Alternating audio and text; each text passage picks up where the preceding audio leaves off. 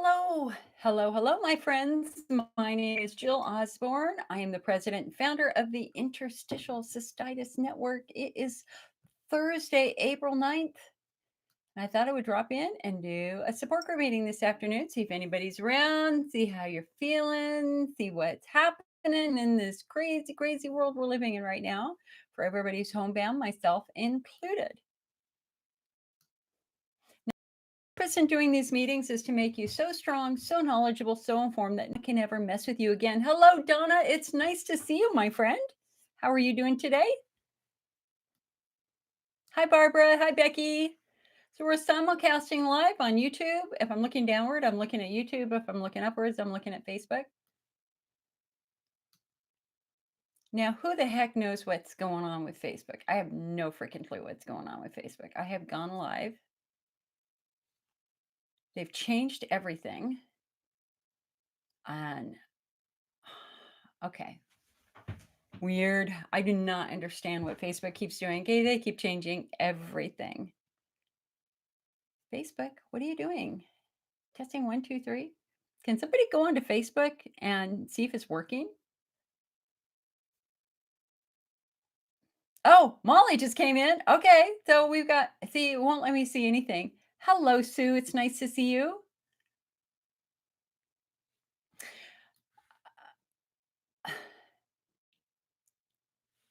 Hi, Stephanie. Okay, cool. Excellent. So, you guys, I had the most exciting conversation today. That I cannot tell you about yet until I get approval for it. I will just tell you that it's a very, very exciting news with respect to the Elmeron eye issue. So, um, more on that to come. But I think the patients who are struggling with eye issues are going to be thrilled at something that has just happened. And I will tell you more about it next week when they get back to me. That's all I want to say about it. Let me just introduce myself for people who are new. I am the longest serving IC support group leader in the United States. I'm the national IC support group leader. Um, I do these meetings twice a month regularly, usually on the first and third Sunday. I did not do it last Sunday because I was making face masks. I'm still making face masks. I've given all of those away, and now I need to make more. Guys, I gotta ask you guys a question. So, like, is anybody else grinding their teeth? I am now grinding my teeth like I have never ground my teeth before with the stress of this. This is crazy. Like, my front teeth are so sore right now. Oh, like, holy hell. And I don't want to go to the dentist and get a mouth guard. So I've ordered one from Amazon. I just have to get through there because it's like right above my front teeth. But I also have a weird sinus thing going on right there too. Denise says, I have a question. Why does milk bother me? You've had an incredible difference since I stopped drinking milk. No more pain. Denise, number one, congratulations. That's fantastic news. Number two, clearly you have a sensitivity to dairy.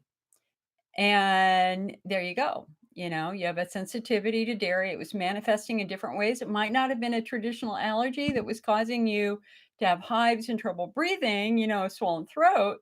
But when you have sensitivities, they do provoke other reactions, including in the bladder.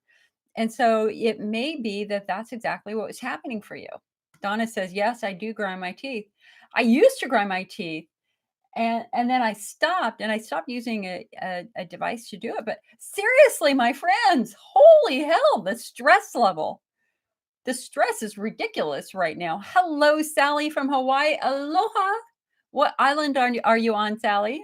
I have relatives on Oahu and relatives on Kauai myself.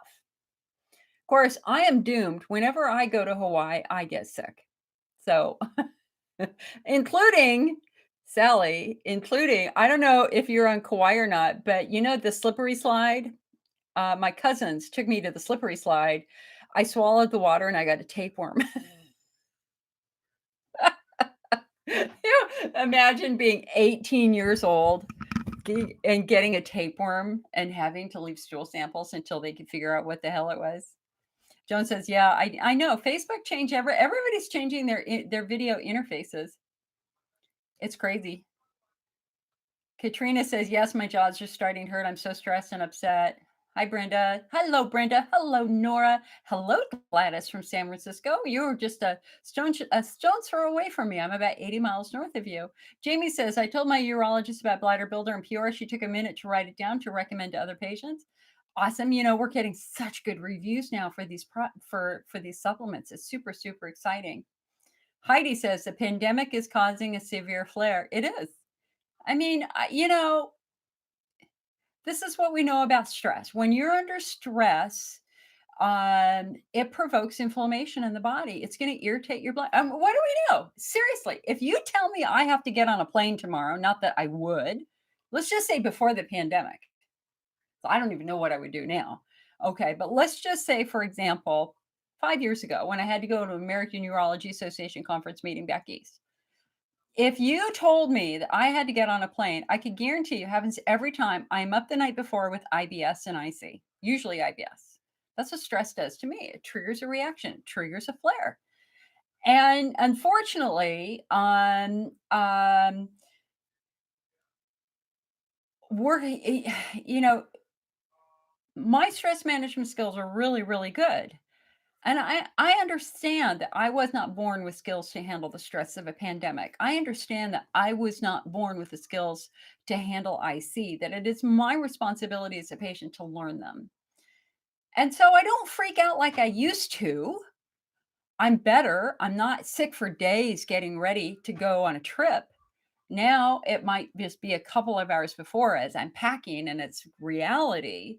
But our ability to recognize stress and address it early is important. And with the pandemic, it's so much harder because we have to go shop. We have to go do certain things. And so I truly hope that you guys are staying home as much as you can. Honestly, I have not left my house other than to walk in almost a month now. I'm in California, and that's why California is doing so much better than a lot of other parts of the country. So our governor was so proactive and got us at home, and that is so incredibly important to us.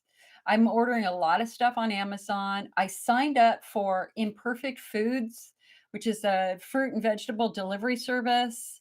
And the only thing I need to get at the store occasionally now is just dairy or eggs or cheese or yogurt. Katrina says, "I'm trying to calm myself down, but having a hard time doing that. The school is canceled for the year." Exactly. Your daughter's a senior and you're heartbroken about all the things she's going to miss out on. I hope they're able to at least reschedule some of them. Maybe they'll be able to do, maybe they can have a 1 year reunion a year from now and do some of those things that they might have been doing.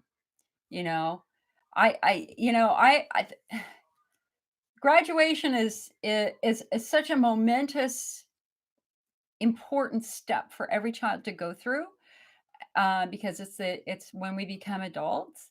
On the other hand, there's no better time for her to become an adult right now and understand that just like the kids who were graduating from high school in World War II, they didn't go through their high school ceremonies. They were already in the Air Force and the Navy and the Army doing what they needed to do. I had two aunts who enlisted during World War II. I had relatives who fought in Korea, relatives who fought in Vietnam. This is this is a pivotal moment for 3 or 4 generations now. My parents were the generation of World War II, and they're still alive, and they're not sweating this. They've already been through a very, very hard moment. This is a piece of cake for them other than not being able to go out and do stuff. But we've never lived this way. We've never lived without foods that we like. We've never lived without being able to go to movies and stuff like that, which, in hindsight, it's so minor on the scale of what we need.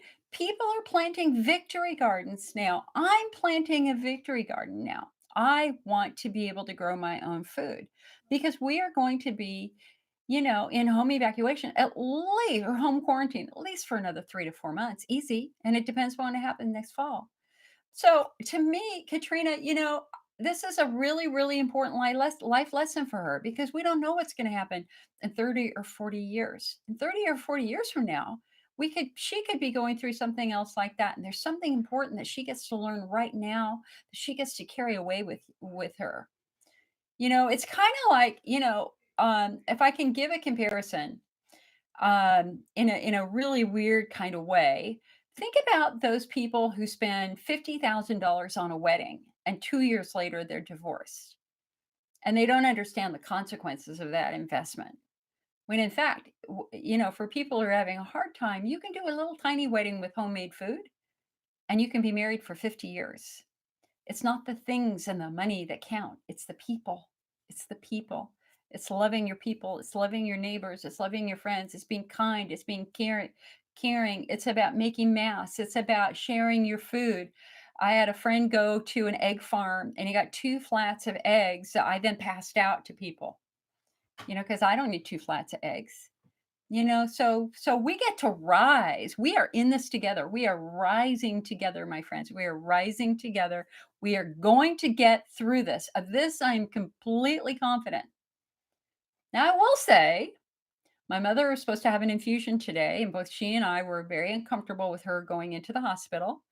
And so we're back on oral iron for a couple of months, knowing that in the end, this summer, she's probably going to be really anemic, but better safe than sorry.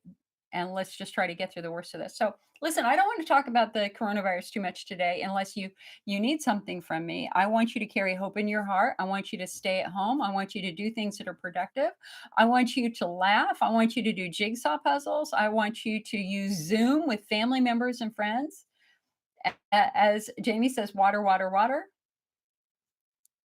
Jamie says, Bladder Builder and Pura Poly 500 are when taken together are amazing. I'm really, really glad you like it, Jamie. I'm so excited. We should be getting our first bottles of Prevent. I think they either came yesterday or today. I just added them to our store last night, although they're not in stock.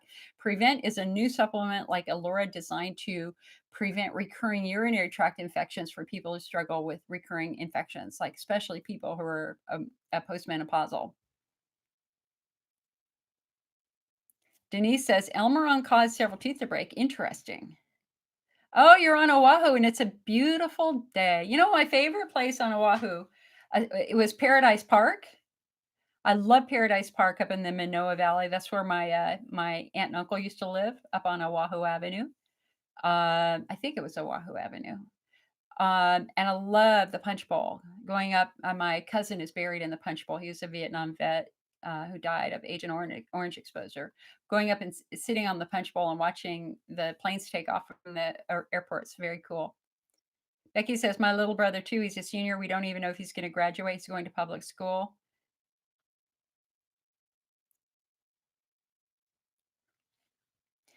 Joan says it's better to see a dentist to treat with an equal. You know what? I have an NT and I've just got it in hot water right now, and I'm hoping I can slightly reset it. And I agree. I just don't want to go to the dentist right now. And I am doing ibuprofen too. But see, the thing is I'm really congested here anyway. Like my sinuses are really tender. Allergies are terrible here in California. Terrible. Like, oh my God, if you go out and walk up here, you're congested for days afterwards. It's ridiculous. What's the difference between Prevent and D-mannose? Prevent is concentrated proanthocyanidin, PACs. D-mannose is the sugar found in cranberry that helps to restrict or inhibit the ability of E. coli to attach to the bladder wall. The PACs are the active ingredient. Joy says, you are so right, Jill. My wedding costs with my dress, cakes and snacks about $150. My husband and I will be married for 47 years. Congratulations, Joy. That's fantastic. Christina says, D-mannose started to make me feel like I had a bladder or kidney infection after about 2 months. Before that, it was helping. Well, you guys, listen, you got to understand, IC is rarely bacterial. IC is rarely bacterial. You might have a fungal infection. We know from the MAP Research Network that many IC patients with flares actually have fungal infections, which of course typical urine tests cannot cannot find. Um, and we also now have evidence of viral infections. God forbid. Hey, we need okay, wait. We need a rule here. We need a rule for this meeting. Every time I say virus, y'all have to take a shot of something, even if it's just water. For me, it's going to be a shot of pumpkin spice herbal tea. Better yet, a Jelly Belly. Yeah, that would be hysterical. Except I'm trying not to eat sugar because I'm trying to protect my teeth. Joan says, yes, you can yeah, I'm working. I've never done it before. It's very tight when I tried it over the weekend. Gabby says, sorry, it's off topic, but antidepressants do cause dry nose, dry eyes, besides dry mouth. It does, absolutely. I just don't take any of those. For me, I have Sika, also known, it's a variant of Sjogren's syndrome, known by very dry eyes and occasional dry mouth. And that also happens when my thyroid medicine gets messed up. And my thyroid medicine got massively messed up in January. So I ended up with massive dry mouth. It's finally better. It's finally better, but the damage was done. I was chewing a lot of dry mouth gum. And I think that really messed up my bite. That's it says, so what do you do with a fungal or viral infection? Well, with fungal infections, you have to treat it with a fungicide. So they might have you do diflucan or nystatin, and of course, you're going to adjust your diet to make sure you're not feeding that fungus or feeding that candida with sugar. This is why, again, reckless use of antibiotics creates chaos in the human biome. Because when you take an antibiotic, it's like taking a force. It's like taking it's like burning down a forest. You burn everything. You burn down the good stuff. You burn down the bad stuff. The only thing that survives is the stuff underneath the ground. Well, when you do an antibiotic in the human body, it's going to kill the vast majority of bacteria, except for those that are resistant. And usually, what happens is it's the more pathogenic bacteria that survive. The bacteria, and you mess up all the relationships. The good bacteria that control the fungi get killed, so the fungi overgrow, the candida overgrow. So using an antifungal is really, really critically important. For viral infections, that's a whole nother story because I cannot find a lot of research on how to treat viral infections in the bladder. I just haven't. Pamela says, I just had a vulvar biopsy April 20th back to Louisville.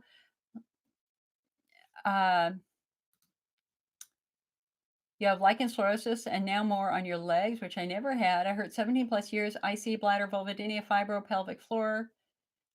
Girl, I'm so sorry. Man, you are on a journey. And I'm really proud that you had your vulvar biopsy. I had one last year myself. Any results yet? Have you had any results yet? So last year, when my vulvodynia reappeared mysteriously after 30 years, to make a very long story short, first they thought it was candida. So we did candida stuff for 6 weeks. Then they thought it was eczema after the biopsy. So we did steroids for 2 months. None of that worked. And my vulvodynia specialist, my vulvar pain specialist said, Jill, it's your pelvic floor. Your pelvic floor is tight again, squeezing nerves to innervate the vulva. And that's why you're having pins and needles and all that sort of stuff along your vulva. So she put me back in physical therapy and she gave me a compounded estrogen lidocaine jelly to use to calm down the nerves on the surface of my vulva. So, Pamela, I think it'd be really interesting to see what's going on with your pelvic floor. This new book, Breaking Through Chronic Pelvic Pain, has a whole section on vulvodynia. And in many cases, vulvodynia is relieved with pelvic floor physical therapy. And one of the other really interesting things is lichen sclerosis. What is lichen sclerosis? In lichen sclerosis, when you look at the skin affected by lichen sclerosis, the skin is virtually white. There's like no blood flow, right? It just looks very, very diseased. And I know this because my mom has had lichen sclerosis and I'm with her every appointment and I'm literally looking at everything, helping the doctor as we go from different doctors. And the word lichen is unfortunate because it makes you think about, a mold or lichen, something like that. But what Dr. Jerome Weiss talks about in the book really is how muscles can influence organs and tissues. And if you've got muscles that are super, super tight, what's happening? They're restricting blood flow. They're damaging nerves. They're damaging the blood vessels that support the nerves. They're compressing nerves. So, how is that manifested in tissue? That tissue gets pale. That tissue becomes very, very sensitive to touch. And so, really, it's putting everything back in. It makes you look at vulvodynia lichen sclerosis with a very, very fresh eye with respect to, is there a fundamental dysfunctional problem in the pelvis, such as tight muscles, that are compromising nerves, that are causing that skin there to break down? I really think that's what's going on there. Joan says, "Oh, Joan, thank you. Thank you, girl. Thank you. Thank you. Thank you for telling me. Microwave your water to hot tea setting. Drop my NT device in and out of the water to warm to soften. Try it on and off. I will. Thank you. I mean, because I am very, very determined not to stay out of any doctor's or dentist's office right now. That's for sure. All right, so guys, and I have no clue how many people are in here because Facebook doesn't show me anymore. So I have no idea. So hello, whoever you are. The whole Facebook thing has changed. Um, so I had a really, really, really, really, really good discussion today with a legal firm about Elmeron. And there's going to be more to say about that. Something I think something very, very exciting has happened, and about the whole Elmeron eye disease issue. And when they give me permission to talk about it, I will, hopefully next week. But one of the things that we laughed about in a way is it's like how every single time we go to the National Library of Medicine, there's a brand new study. And there are several new studies about Elmeron and its now clear relationship with retinal disease and eye disease. And I know that many of you are struggling with this. For those of you who don't know, we discovered 2 years ago, eye researchers at Emory University in Atlanta discovered that patients using Elmeron, also known as pentosan polysulfate, developed a rare eye retinal disease called pigmentary maculopathy, very, very similar to Plaquenil. So, the chloroquinolone that our president keeps talking about, saying it's the perfect whatever treatment for COVID, that's Plaquenil. Plaquenil causes the exact same damage to the retina. It's called pigmentary maculopathy. And with Plaquenil, if you look at the labels, they all say, they ask for eye exams. If you show any eye issues, to go to the doctor, and you're supposed to stop the Plaquenil immediately. And we also know with Plaquenil that after you stop the medication, the eye damage increases. It continues. And of course, we also now know that is what happens with Elmeron. We know that patients using Elmeron are also struggling with ever increasing eye damage even after they stop the medication. And that is according to something at Harvard, a case study that was presented at Harvard a couple of months ago. So it's ironic that the Plaquenil users and now the Elmeron users are dealing with exactly the same thing. Jamie says, does prevent help with different things than D-Manos? It's much more powerful and strong than D-Manos. Much more consistent.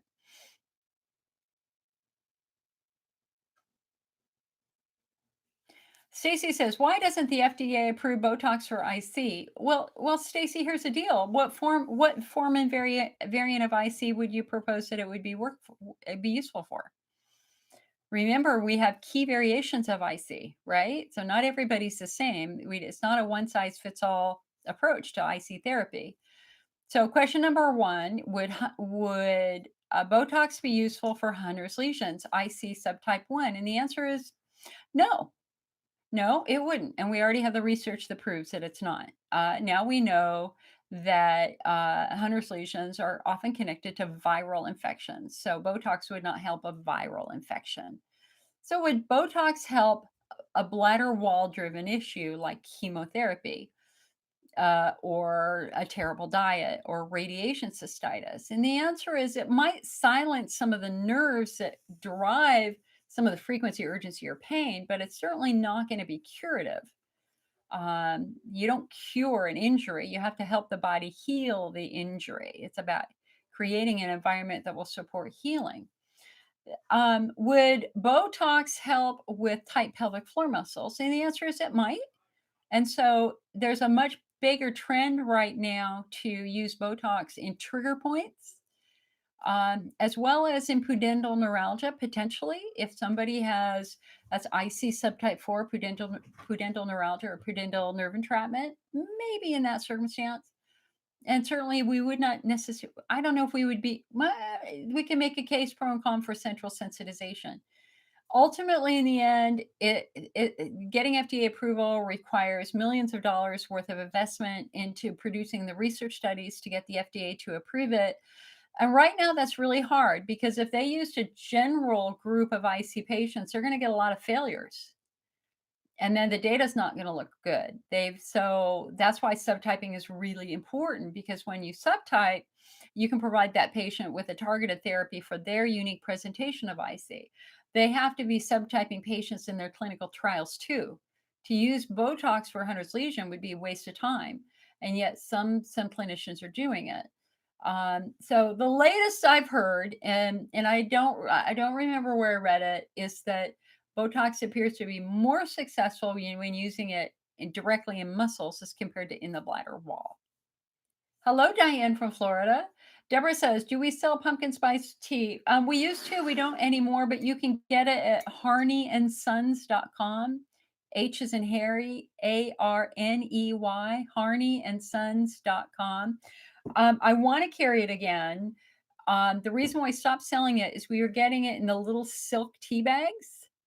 And it turns out research has now proven that these little silk tea bags put thousands and thousands of microplastics in the water, and I didn't want to sell a product. I'm waiting for it to be loose leaf, and then we'll sell it again. It's just been sold out all the time. I just don't want to do, I'd rather do a paper tea bag than a fabric tea bag. Let me get one and I'll show it to you. Hold on.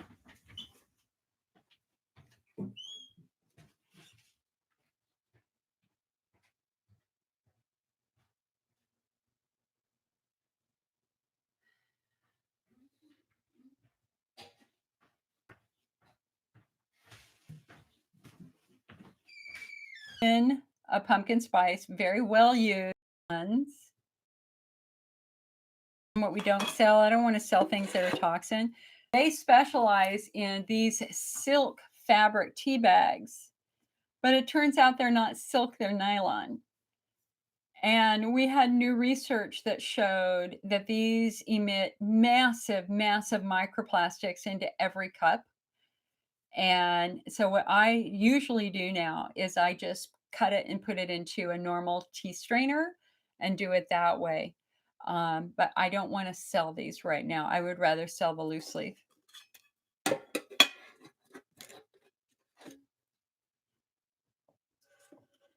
Joan says, I only took Elmeron for 1.5 years. I just noticed your vision started with that exact pigmentation, demaculative, noted as floaters on hard work. Well, so the other thing to understand about the Elmeron research is that everybody's talking, and I was talking about this in this conversation that I was having with this new law firm, is that and you guys, I'm not choosing law firms. You just need to understand that right now. I'm not saying one is better than the other way. I want patients to win. And there are plenty of patients for lots and lots of firms. So anyway, what I said to them is, despite the fact that the researchers are talking about long-term exposure, our own survey on our website shows people showing eye symptoms within a year. And in fact, in that first FDA-approved study that led to the approval of Elmeron as a treatment for IC, they had multiple eye events in use up to 4 years. So it's not necessarily a long-term issue. Obviously, the longer you use it, the greater the risk, but some patients are showing symptoms at very, very early on, within the first year.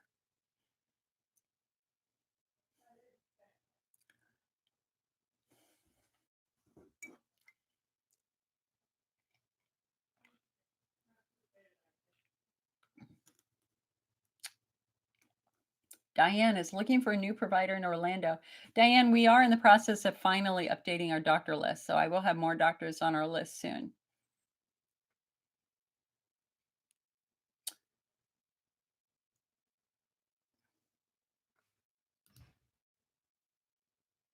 You guys are so freaking awesome when you're helping each other. I love the way you support each other. This is wonderful. Diane says, I have severe IC and have not been recommended Elmeron except many years ago. So, Diane, again, it's about your subtype. It'd be fascinating to know what your subtype is. Vicky says, eyes get worse after stopping the medication. I don't want to. I know, hun. I know. You got to understand that I'm in a difficult position, right? I mean, like, there are lots of things that we hear that are potentially scary about lots of different things. Do we pass them all along to the patient community? Not you.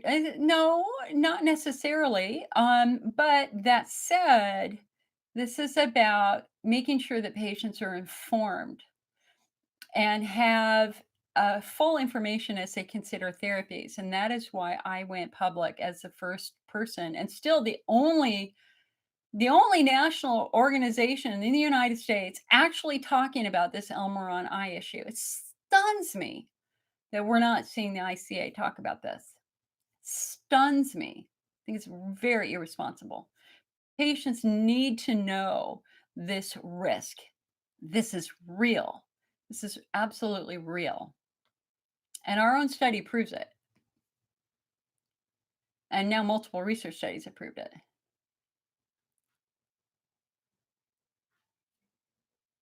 Hello, Sue.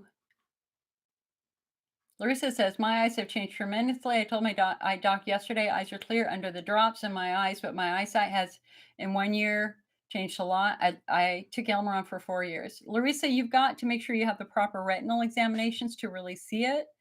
Um, and over on the IC Network website, I have right on the main page, far right side, is a picture of a woman doing this. It's our section on the eyes. If you go to that link, there's another link in there where you can print out a fact sheet for your doctor so that your doctor knows potentially what to do.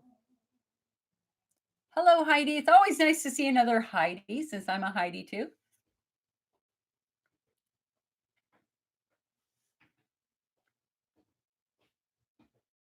Sue says, I did Botox in the muscles around the bladder and they did not help me much at all. Didn't make it harder for me to empty my bladder. I also found nerve blocks with steroids worked better, but that was just me. And again, so that is, Sue, that's absolutely just you, right? And in the sense that you clearly in your case, you've got nerve involvement and that was helping the nerve involvement. So that's crazy.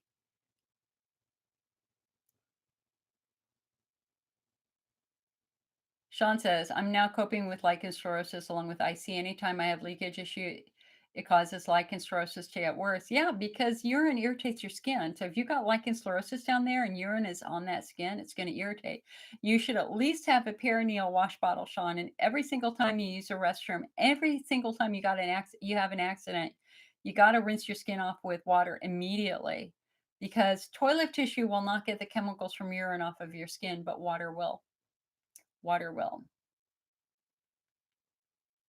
Holly says, I missed the beginning. I have eye damage. Does it continue to worsen after stopping it? Been off of it for a year and scared. Well, Holly, we have one research study one case study from Harvard Medical School, the Harvard Ophthalmology Department, which shows that it does worsen over time after you stop it. But that's got to be supported with other studies. But that's what it possibly could be, just like Plaquenil.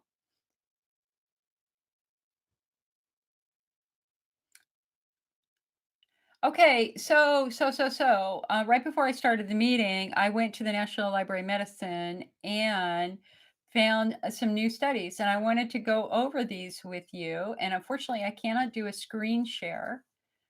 So let me tell you where I am on the computer, okay?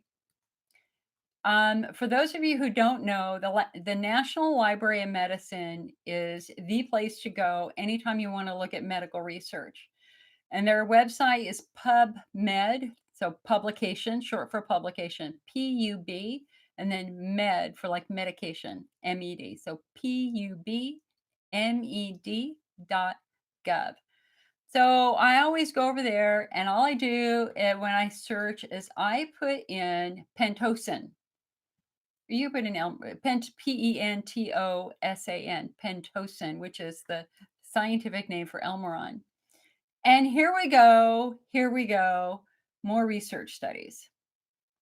And I thought it'd be very, very interesting to go through these. So here we have yet another study from Emory that's talking about prevalence. And what does prevalence mean? Prevalence is how many people in the population have it. And you can't read that study here. I've already read that study, and it showed about 20 to 25% of Elmeron users appear to have some sort of eye disease. The Canadian Journal of Urology just published a path to the development of screening guidelines for pentosan maculopathy.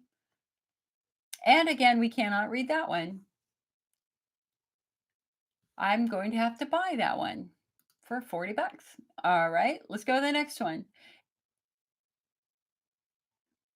A case of pentosan polysulfate maculopathy originally diagnosed as Stargardt disease. Okay, and this is in the American Journal of Ophthalmology. So let's just take a look at this one. We can read the whole article.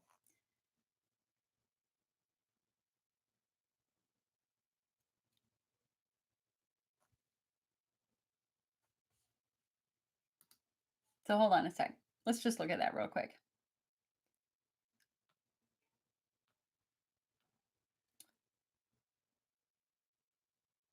A 41-year-old white female presented for a second opinion regarding a recent diagnosis of Stargardt disease. She complained of darkening of her vision and progressive difficulty with reading and night vision. Her past medical history was positive for Crohn's disease, hypothyroidism, chronic interstitial cystitis, IPS, and bipolar disorder. Relevant medications included adalimumab. I have no idea what that is. Methotrexate, gabapentin, quetiapine, naratriptan, whatever, and pentosan polysulfate. Her best corrected vision was 20/25. Let's see, her dilated fundus exam demonstrated severe retinal pigment abnormalities in both eyes with large clumps of with clumps of hyperpigmentation within larger areas of hypopigmentation. Ooh, they've got some good pictures. Oh, classic, classic,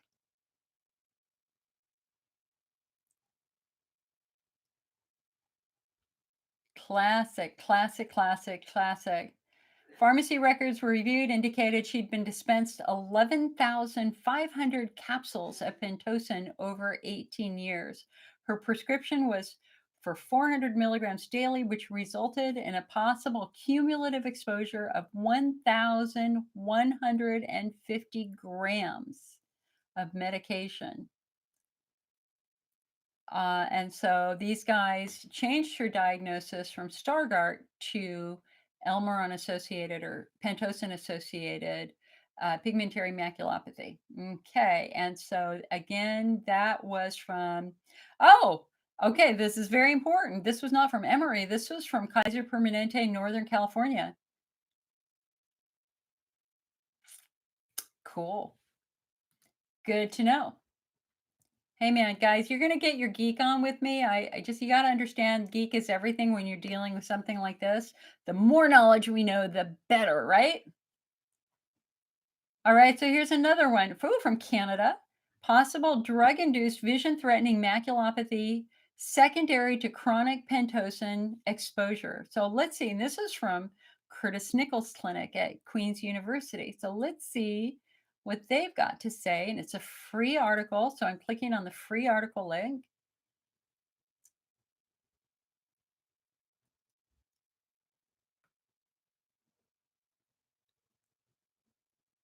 Let's see.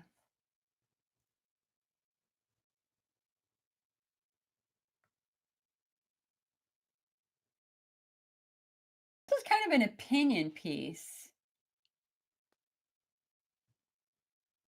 that it was discovered by the researchers at Emory. A case series described a further 35 patients identified from a cohort of 404 patients. All right, why is my phone talking to me? Siri is talking to me. That is very weird. I have no idea why Siri is talking to me. All right, so at a recent meeting of the American Academy of Ophthalmologists in San Francisco, Vora, the researcher here in Northern California, presented their findings using data from Kaiser Permanente and identified 140 patients who had taken an average of 5,000 pills over a 15-year period. Of the 140 exposed patients, 91 agreed to an exam and 22 showed clear evidence of pigmentary maculopathy. Their data is current, and by the way, that data is now published, and it proved a dose response relationship that the more you took, the greater the damage potentially. So this is what Curtis Nickel says, and I'm going to tell you, Curtis Nickel is who I think is getting close to retiring, if he hasn't already, the best IC doctor in Canada and a brilliant author. I mean, everything he wrote, I read. He was such a good writer. So he writes, these are alarming findings. However, several questions remain unanswered. For example, in their response to a letter to the editor, Nickel and Molden pointed out the fact that an unexposed IC cohort has yet to be included. Yeah, okay. No, that's just ridiculous. Okay. I mean, it's true, but we don't need that. In other words, what he's saying is they should do a study of IC patients who have taken it and who have not taken it. And that has already been done. That's now been done in another case.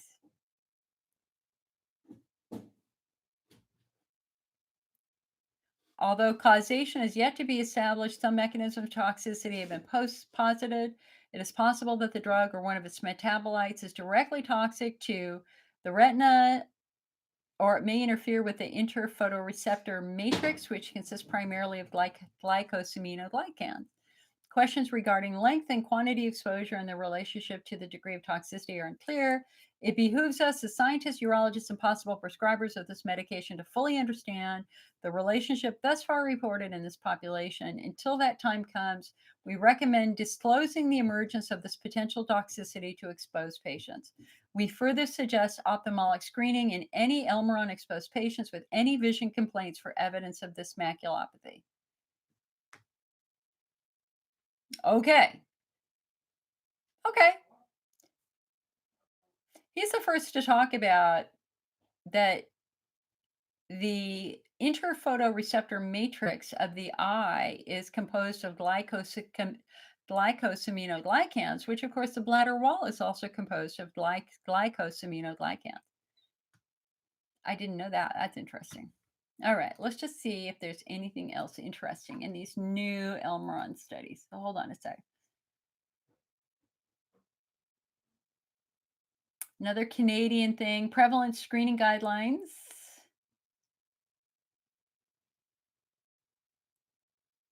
Oh, okay, here's a new one. Oh, yeah, this is a weird one.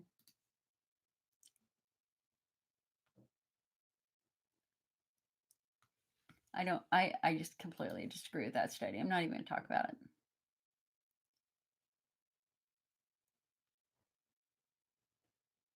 A novel multi-method image analysis to quantify pentose and polysulfate. And of course, we can't read it.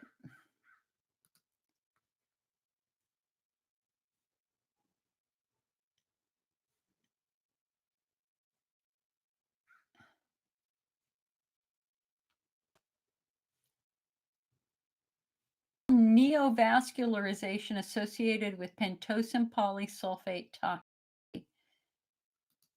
What the hell is that? And of course, we can't read that one either.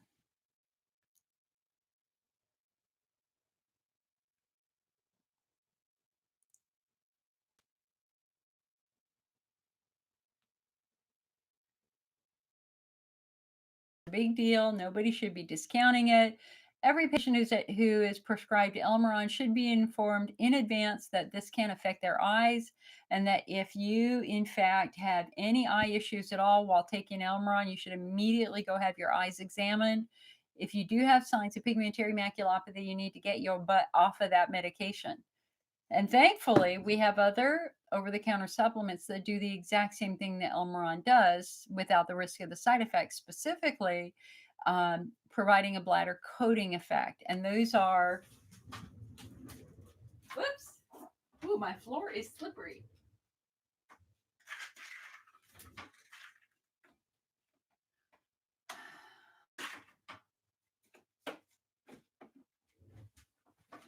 So for those of you who are looking for options, these are the supplements that people are turning to. Bladder Builder. And of course, you can get these in the IC Network store if you want them, or you can get them. You can't get Bladder Builder on Amazon yet. We haven't put it on Amazon yet. So we got Bladder Builder. We've got Bladder Rest. Bladder Rest you can get on Amazon. We've got Cysto Protect, which is an older formula, and Desert Harvest Aloe, and Cysto Renew. Where's my Cysto Renew?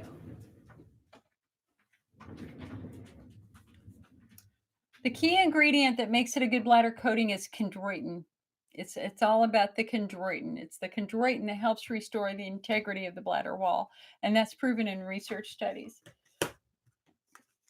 This is the new supplement for people who are interested called Prevent, but this isn't for IC. This is for people who get recurring urinary tract infections, real infections. All right, so we got our geek on a little bit. Let's go back to your questions.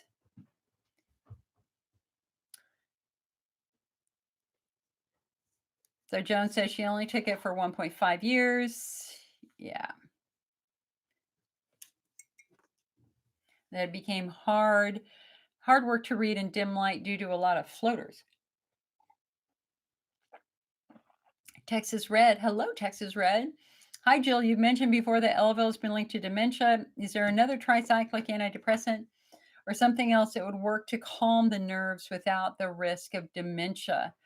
That is a question for you, doctor. There are different classes of antidepressants. You want to stay away from the anticholinergics and do other ones that don't have the anticholinergic profile and method of action. I don't remember what they are off the top of my head. Maybe somebody else here does. Does anybody else remember? Joan says, can you just take chondroitin? The answer is you could, but the reason why the supplements can be so successful is that they combine multiple ingredients, so you get multiple methods of action. So as an example, Cysto Protect was the top supplement in the IC world up until last year. And the reason why it was so popular is because it had chondroitin and hyaluronate for a bladder coating effect, combined with quercetin for an antihistaminic effect. So you get two methods of action that we know are really valid for bladder wall irritation. Bladder Rest is the same thing. It's a very, very similar formula. And so Bladder Rest has the bladder coating effect combined with the antihistaminic effect. What makes Bladder Builder the top supplement on the market is because it adds two more, if not three more methods of action. So it has chondroitin and hyaluronate and collagen for the bladder wall. It has quercetin as an antihistamine. It has probiotics in it for the gut. It's got some essential amino acids in it. But the ingredient that makes this the most superior is an ingredient called PEA, also known as palmitoethanolamide, which is for pain relief. And so this is the only supplement out there that not only helps the bladder wall, but it can help reduce pain. And my mother is walking in at 91 years old because she wants me to sign an Easter card Wednesday. Yeah. Do you want to say hi? Your people are watching right now. We're live. Yes. You have to come over here so people can see you. Yes. Walk over here. Yes. I hope you're finding something to keep you going. Tilt your head down so they can only see your chin. Oh. Tilt your head down. Here. There you go. You okay? Yes, allergy. Yeah, that's not COVID, guys. It's allergy combined with anemia. It's okay. She's okay. Oh, you didn't send her the other card? I like the message better on this Okay. All right. one. Okay. Okay. So that's Helen Osborne, my mother. This is the lady who, after she stopped driving freeways, drove me back from Lake Tahoe on the freeway with me laying in the back seat, bawling my eyes out because of an IC flare. This lady is a hero. And she's also been with me to every major IC event. She was my traveling partner, right, Mom? Oh, yes. So we've been to London, we've been to Orlando, we've been to San Antonio, we've been to Washington, D.C., Miami, we've been to L.A., San Diego. She loves, before her hip replacement went bad, she loved to travel. Yes, I enjoy traveling with Jill. Yeah. All right. See you later. She had a hip replacement that went bad. They broke part of her hip doing the hip replacement and they didn't fix it. Go get your cane, Mom. Oh, she has it. All right. Thank you for saying hi. She falls a lot. But she's got really hard bones. She's been taking calcium like mad for her vulvodynia for 40 years. You couldn't break her bone if you tried. They're like concrete. Her bones are so hard. It's amazing. Knock on wood. Knock on wood. Everybody knock on wood. I don't want to jinx it. Okay, look. Here's my infuser with wood. I don't want to jinx it.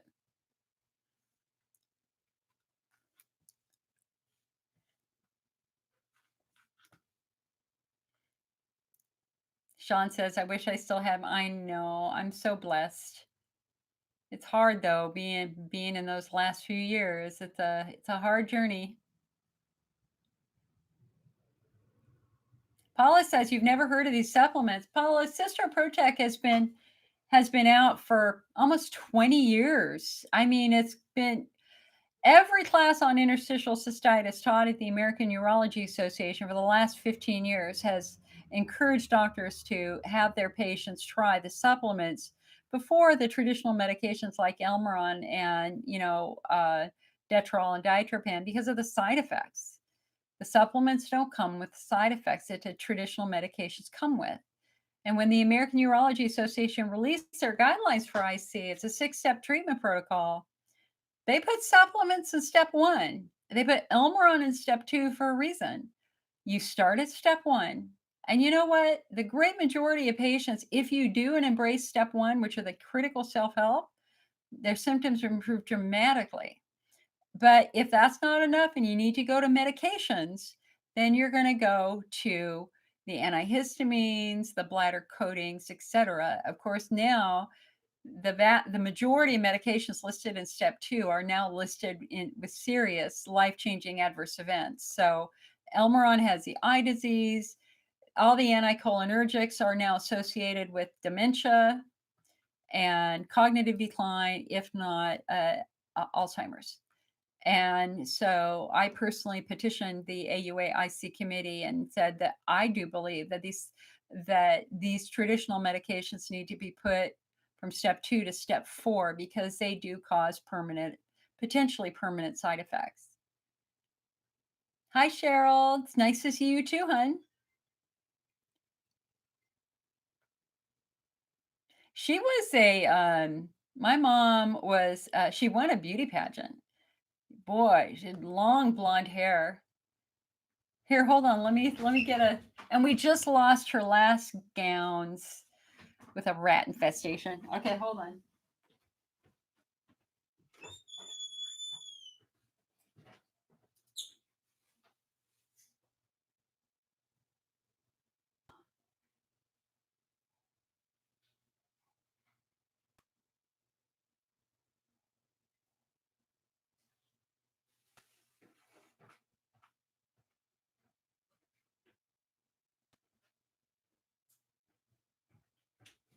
I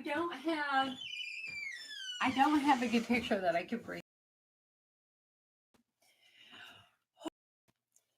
Shake it out, guys. Shake it out. Stretch it out. Let's do some stretching. Hands behind your head. Stretch a little bit to the right. Yeah. Just a little. Don't hurt yourself. Stretch a little to the left. Yeah. Don't hurt yourself. I hurt myself. Up. How about a couple of shoulder things? Up. Down. It's like doing a Kegel. It's not the tightening that matters, it's the releasing. Tighten, release. For those of us on computers all day, this is an important one. You can do a couple of rolls like that. You could do some booty rolls, but we won't do that on camera.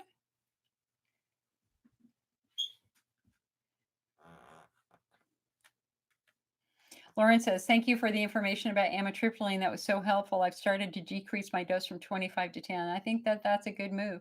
The last research study on the low dose antidepressant or the antidepressant showed that if you use a certain amount of anticholinergic every day for 3 years and you were over the age of 50, that there was then a 50% increase in your risk of dementia. That is some scary shit. Excuse my language.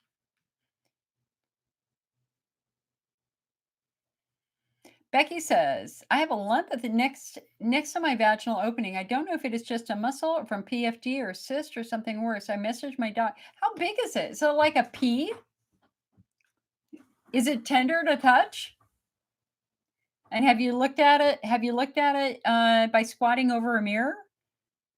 Guys, you got to know what your look like. It's important to squat over a mirror, put a mirror on a shelf. What I do is I put a mirror on one of my pull-out shelves in my bathroom, and I just drop my pants and I squat over it and I take a look.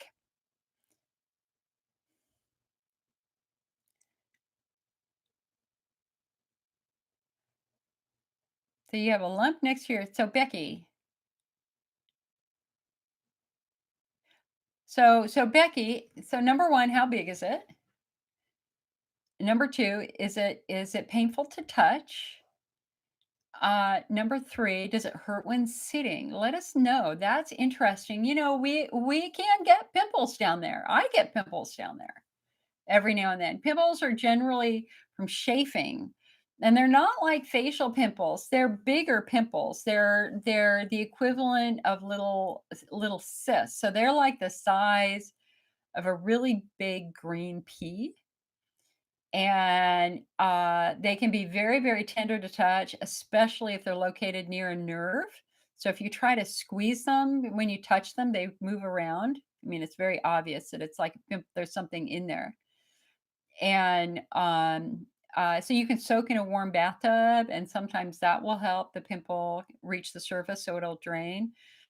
And sometimes, if it's particularly painful and you've been watching for 24 to 48 hours, you can finally see the whitehead. So it's close. You can finally see it's close.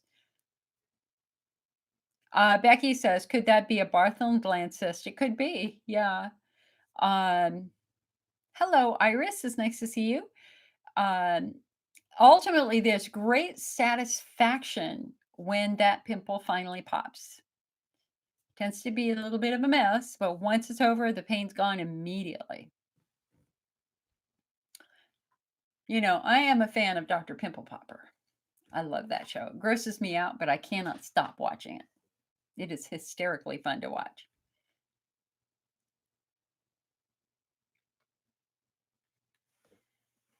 Hey, so guys, give me a clue. What are you cooking right now? So for dinner last night, I made cornbread with ham and cheese in it.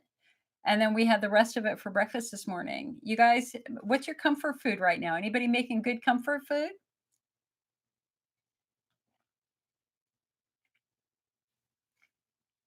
Cheryl says, I'm so excited. I have to share some great news. Cheryl, what is your great news? Would love to hear it. Melissa said you took Elmeron for 5 years, you almost went bald, was off for 5 years, now you're back on. So, Melissa, why?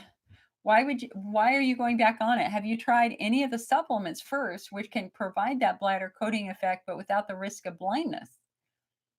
Danny said, which meds coat the bladder? In terms of traditional medications, the traditional medications that coat the bladder, the oral medication is Elmeron, also known as Pentosyn.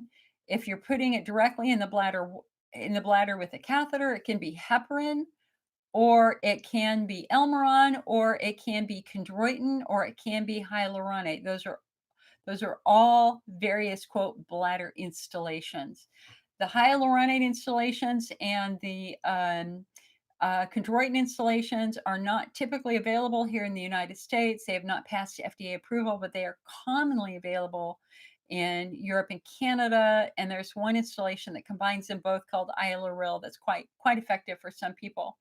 In the United States, the most common bladder coating is going to be a rescue installation. It's going to be either heparin and lidocaine or Elmeron and lidocaine inserted directly into the bladder through a catheter.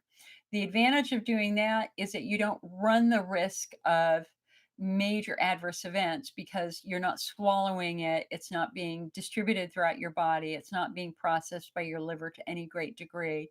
You're putting it directly on your bladder wall and then you pee it out. So the safest way to use Elmeron is as a bladder coating.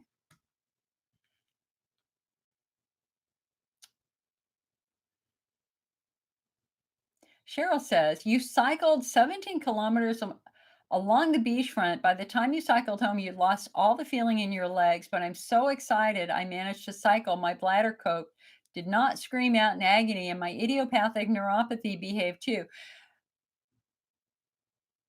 Oh, Cheryl. But you lost the feeling in your legs, girl. I mean, I'm so glad you got back on the bicycle. And I'm not saying you can't ride again, but the fact that your legs went numb means that you definitely have absolutely the wrong bicycle seat. You need to change your bicycle seat because the bicycle seat was compressing your pudendal nerve, and that is just not healthy. You want to get there are bicycle seats that are 2 round circles. So each butt cheek is on a circle, but absolutely nothing is pushing up between your legs or the front part of your body. It's only your butt cheeks are supported.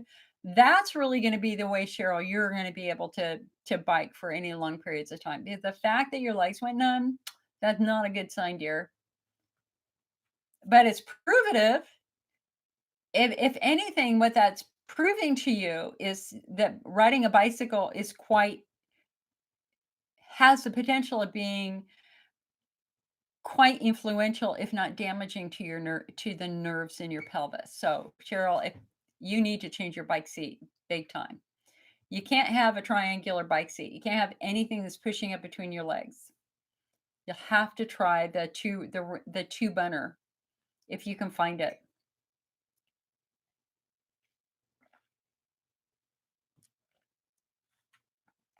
Sean says, I've been on amitriptyline for 19 years and having severe memory issues. Yeah.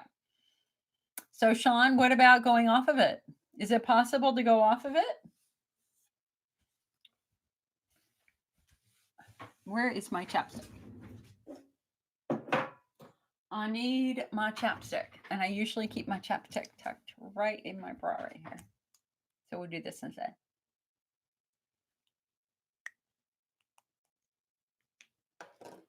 Gigi, I got diagnosed with macular degeneration at 58. Took 6 years. I took Elmeron for 6 years. Doctor says it's most likely the Elmeron. I'm so sorry, hon. Gigi says, I take 50 milligrams of nortriptyline daily. What can I take that's natural for my IC? I could go down to 1 pill at 25. Well, Gigi, you have to remember what nortriptyline does. Nortriptyline calms nerves down. It doesn't do anything for the bladder wall. So it depends upon what your subtype is, hon. If you've got Hunner's lesions, you need to do Hunner's lesion therapies. If you've got bladder wall driven symptoms, so you have pain as your bladder fills with urine that is relieved by urination. In other words, the fuller you get, the worse you feel. As soon as you pee, you feel better. That tells us your bladder wall is involved, especially if you're older and you're struggling with estrogen atrophy. Your bladder wall is going to be quite compromised because it doesn't have the estrogen it needs to produce a nice thick coating of mucus.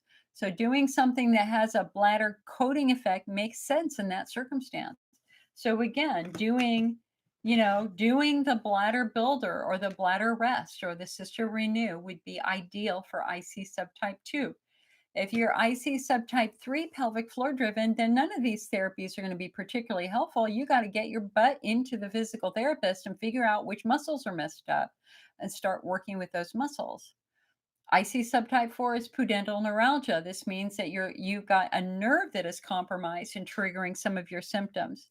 So in that circumstance, you're going to be doing things that will release that nerve, which is probably going to still be physical therapy and maybe some nerve calming agents. And that's where something like nortriptyline makes a little bit more sense. It is with something like pudendal neuralgia, where we're trying to calm those nerves down. I'm impressed you can take it. I took nortriptyline for about a month. And I remember when I was working, it was like the world was in slow motion. I remember being in a staff meeting and it was like everybody was talking really slow. I was just like going, it was crazy. I could not tolerate nortriptyline. Power to you, girl. But again, depending on your subtype, it may or may not be reasonable.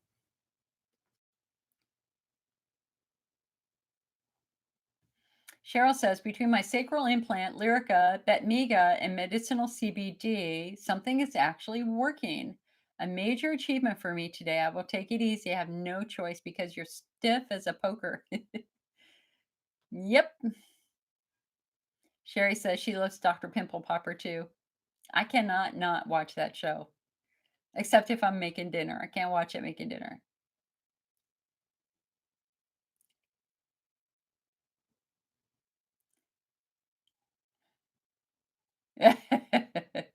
Oh, making potato cheese soup is a That was right next to a discussion about Dr. Pimple Popper, so I thought you were talking about a pimple looking like potato cheese soup, sorry. Robin says, I've been doing Botox injections for 7 months now with most recent last month. I have to do it every 5 months, but my insurance only pays every 8 to 9 months. My doctor has to write a letter to my insurance to get it approved more. I also had retention prior to starting Botox. My retention was separate from my IC. Has avoided an area when doing Botox, and I haven't had retention for all year. Cool. I think that that's great. Just understand that Botox is not, you know, so I look at therapies in kind of two ways. There are constructive therapies, which means that it's building something up, and destructive therapies, which means it's tearing something down. Botox is essentially a destructive therapy. What it's doing, I mean, it's not destroying tissue, but it's covering up a symptom. It's silencing a nerve. It's telling that nerve not to work. And another example of a destructive therapy, sometimes used in IC, is a bladder stripper that they used to do in the old days, or even a hydrodistension where they go in and they stretch your bladder wall. And you feel, but sometimes you feel better afterwards. But the reason why you feel better is because when you stretch the bladder wall, it breaks the nerves that give you pain. And so, yeah, you're going to feel better for a couple of months, couple of weeks, couple of months. But guess what? The nerves grow back, and they're going to grow back. You have the potential of growing back more nerves. And so you end up afterwards with more than your original nerves that all have the potential of creating a problem. And so, if Botox is working for you, power to you. But I also think it's important to take a step back and ask, what is the foundation for these symptoms? The Hunter's lesions? Is it pelvic floor dysfunction? Is it pudendal neuralgia? And asking yourself, is there anything I can do to help improve these underlying issues so that you won't have to do the Botox so often, right? I really would honestly recommend that you read this new book, Breaking Through Chronic Pelvic Pain, especially since you're doing Botox, so that you can really understand the structures in the pelvis and what that Botox is doing by silencing specific nerves, and it will help you understand kind of the underlying foundational issues that might also be involved.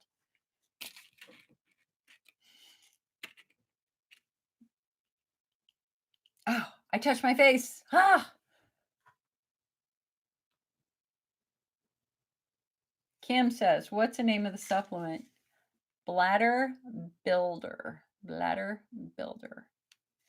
And if you're already on a supplement you really like Desert Harvest Aloe, but you're still struggling with some pain, that's when you want to do Peora.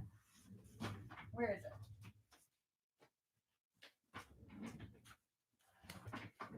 Peora is just the pain fighting ingredient. It's PEA and resveratrol. This is a supplement that I take because I get a lot of skin sensitivity, pins and needles in my skin, and Peora has been particularly helpful for nerve-driven pain.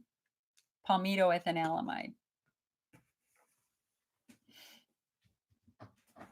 Oh, Becky says, as a librarian, I am so grateful that you give us good sources of information and always get everything you publish. Becky, here's the deal, hun.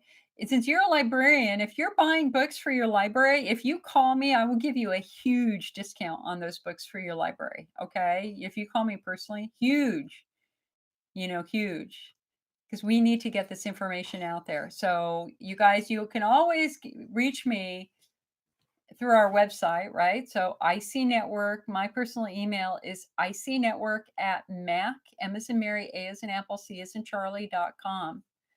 So Becky, if you as a librarian want to buy some books for your library, please let me know. Okay, I'll work with you. Lauren says, I started the Peora a week or so ago, and I'm so glad I have it now that since you're decreasing your amitriptyline. Lauren, I think you might be really surprised when you compare them side by side. Jody says, I started with a holistic doctor. Has anybody else gotten help with a holistic doctor? I tried everything. It depends upon your version of holistic. If you were going to a myofascial pain specialist like Dr. Weiss, who uses a holistic approach to treatment, spot on, girl. Absolutely the right thing to do. But if you're going to a Chinese herbal medicine doctor who, basically takes handfuls of different herbs and puts them in a bag and gives them to you, that's really not going to be helpful. We've never found that to be helpful. Hello, Kate. Kate wants to know the name of the supplements. So I'm going to do them in my order. Bladder Builder. Sorry, it's just there's light reflecting on it. Bladder Rest.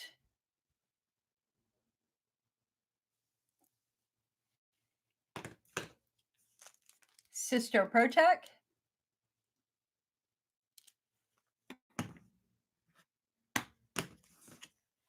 Cysto Renew. And Desert Harvest Aloe. And just for people struggling with pain and discomfort, Peora. Those are the 6 supplements. And then the new supplement that's coming out is Prevent. And then we will have another aloe product called Aloe Path in a couple of weeks too. Kenny says, where else am I reading questions from? We're simulcasting on Facebook and YouTube, hun. So you're on YouTube. So half the time I read Facebook questions and half the time I read YouTube questions. That's why I'm not doing a screensaver, because I can't share a screen grab on both. Lauren says, how many Peora pills do most people take a day? I've been taking one at lunch every day to be cautious. Do you take it at the same time of the day or just when you're feeling bad? The manufactured recommended dose is 1 or 2 a day with meals, usually with a light meal. I take it before I go to bed myself. God, my neck is so tight. So let's see what they say. Suggested use for 18 years and older, take 2 capsules per day or as directed by your doctor. Consume with a light meal that contains a small portion of a healthy fat derived from whole foods. So one bottle is a 30-day supply. One bottle has 60 pills in it, but if you only take one a day like I do, it would last you 2 months. And it's only $29. Very, very affordable. Kenny says, what's the Facebook page? It's the IC Network. So you go to facebook.com/interstitial cystitis network. Mary Jo says, I take as the xanthan and my symptoms and pain have completely gone. Okay, I got to refresh my memory. Hold on. My memory's pretty good, but it's not always good. As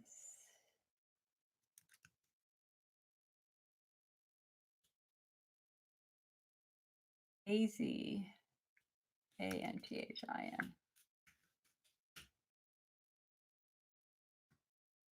Oh, it's an antioxidant. Okay. It's a naturally occurring carotenoid found in algae, shrimp, lobster, crab, or cinnamon. What are the benefits of taking it? No, that's not the right thing. No. Hold on. That's the wrong thing. That is not the same thing. Unless you've got it spelled wrong. Iris, whoever, Mary Jo, are you sure that's how you spell it? Is there another name for it?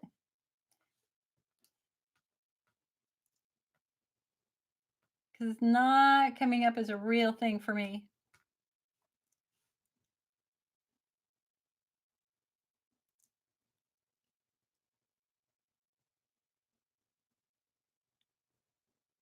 Kenny says, I'm not sure the medical term for the area, but if you have tenderness where your leg meets your perineum, what could that possibly be? I also have a lot of rectal pain only on the left side. Girl, that's all muscle, dude. That's all muscle. For sure.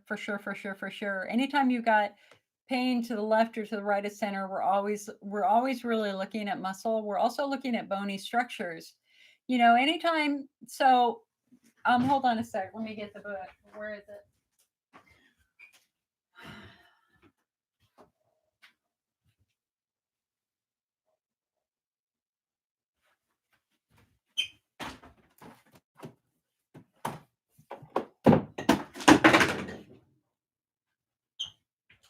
Hey, you know what I say? It's not a support group meeting if I don't drop something. I don't know what that was, but something fell.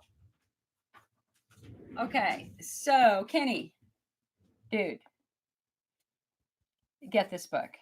It is free on Kindle Unlimited. Come on, it's free. If you have regular Kindle, it's $9. If you want it in print, we have it on our website for $29, $7 less than Amazon in print. Only buy it. Don't add anything else to it, and you can get it media mail shipped to you for like $3.50, right? And so the shipping is really good. But if you add anything else to the order, your shipping is going to be $12, $14, $15 because it's super big.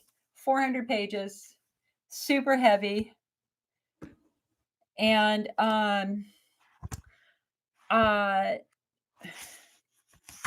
So Kenny, just bear with me here. I'm assuming you're a guy, right?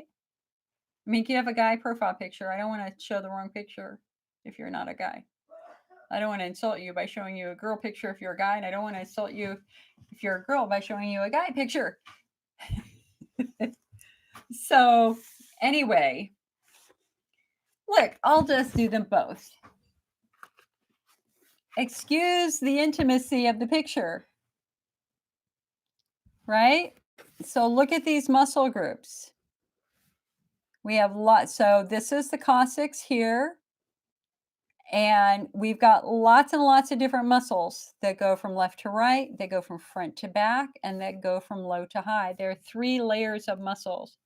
And so your question is what muscle could be contributing to that pain right at the top of your leg going down there? And it really could be the transverse perineal muscle. It could be that. Could be the urogenital diaphragm, which is the muscle, if it gets tight, is strongly associated with urinary frequency urgency. Um, one of the things that this book taught me that I thought was absolutely fascinating, actually, here's another really, really good picture.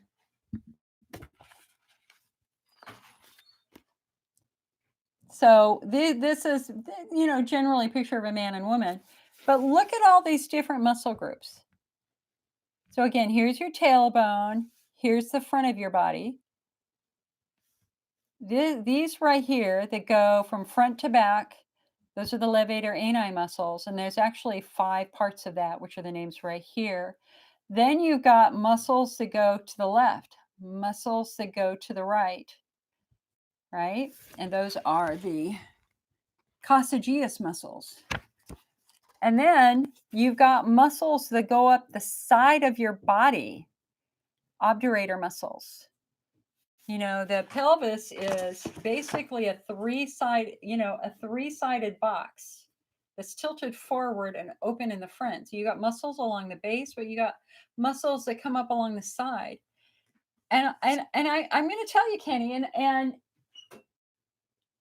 I, as Dr. Weiss says in the book, the flaw of Western medicine is that specialists stay in their box. Urologists stay in the urinary tract. They don't consider structures outside the urinary tract as well. Gynecologists focus on the reproductive tract. Gastroenterologists focus on the rectum and the bowel. And there really isn't anybody who focuses on muscles. And the great connector with the pelvis really is the muscles and the nerves. Think about the pelvis for a moment. Your pelvis, which is a small area, right? So like, here we go. Okay, you get to see yes, this is my cookie belly from being on home evacuation. No pride. Okay, so look, here's my upper legs right here, right? Here's my hip bones right here. So the pelvis is a comparatively small area, right? Maybe 4 or 5 inches tall by, 20 inches wide or whatever, right? Think about what this does. It carries the weight of your torso. Your entire upper body lays on your pelvis, but it also deflects whenever you jump. The stress on the muscles comes right up into the pelvis, right? The stress and strain of walking. Some people wonder why weight matters. Well, if you're obese, if you're carrying a ton of weight, you're carrying tremendous pressure on your pelvic floor, which can contribute to incontinence and things like that. So you have to really think about the pelvis as a buffer. It's a buffer between the upper body and the lower body, but it's also a communication channel. So the nerves from your brain down your spinal cord emerge at your sacrum in 4 places, then go through your pelvis, through your piriformis muscle, through the Alcox canal, splits, goes down both legs. So the pelvis is a vital communication pathway for nerves and also for blood vessels. And Dr. Weiss in this book argues that you cannot consider anything in isolation in the pelvis. It is too small of an area with too many things going on. There are far too many influences. And so, Kenny, um, so I was just reading what you said. You've heard of an overtension pelvic floor. I've spent a ton of time on relaxation of the pelvic floor and not had much success. So he talks about that in this book. And I'm going to tell you, I think my first support group was filled with men. So my perspective towards IC was very different than most support group leaders because I had so many men in my group. I really care about guys because I think guys carry a lot of extra burden that women don't when they're diagnosed with IC. And the suffering that guys have gone through is powerful. And for the Facebook group who kicked men out of their group because they said they didn't believe that men got IC, you're screwed. Men get IC all the time. Men get pelvic pain. And in many cases for men and for women, we can go back in time and find a trauma to the pelvis. Like I was working with a Denver Bronco football player last year who had this. Okay? I worked with a federal judge who has this. I've worked with a Secret Service officer in the White House who has this. All guys, police officers, you name it. We've worked with a lot of Army, a lot of military, active duty, fighter pilots. I had a squadron commander with IC buying our cushion. He tried to buy cushions they could use in his jet. And as soon as he told me what he did, he said, I'm not taking your money, but I'm sending you cushions. And I sent him a whole bunch of cushions, because we're going to support our guys and women fighting on the front lines, just like we're going to support our doctors and nurses now. So anyway, with guys, we can almost always go back and find a trauma to the pelvis of some type. And so that's what I would do with you is if you were talking with me on the phone, it's like, I want you to walk me back in time to when your symptoms began.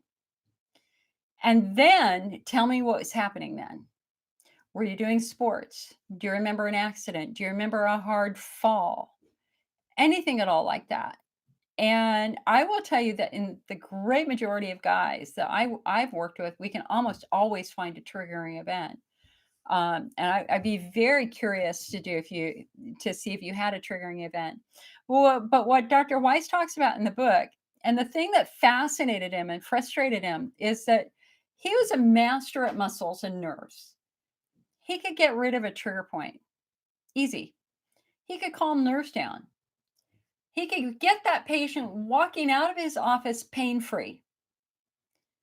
What he didn't understand is why they would come back in a flare 2 weeks later, 2 months later, 6 months later, a year later, and the exact same trigger points were back.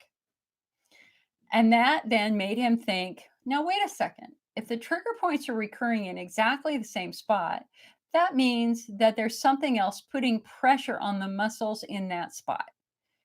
And that's when we go to look for bony structures. We want to look at your bones. Do you have one leg longer than the other? Do you have a problem with the hip, a problem with the knee, a problem with your feet, a problem with your feet? Because again, remember, your pelvis is going to deflect and absorb how you're walking. If you stumble, if you fall, if you have a collision against a tree where your car goes bam like that, and you got your legs on your brake, well, all that pressure from that impact is going to shoot right up into your pelvis. And he actually tells a case study of that. And the last piece of these puzzle for these patients was fixing the bony abnormality. And he was stunned to realize and stunned to discover in his clinic that 90% of his chronic pelvic pain patients had foot problems. And once they fixed the feet with the help of a podiatrist and they got them walking again correctly, their pelvic floor calmed down because they didn't have that daily dysfunctional stress on those muscles. So it's fascinating.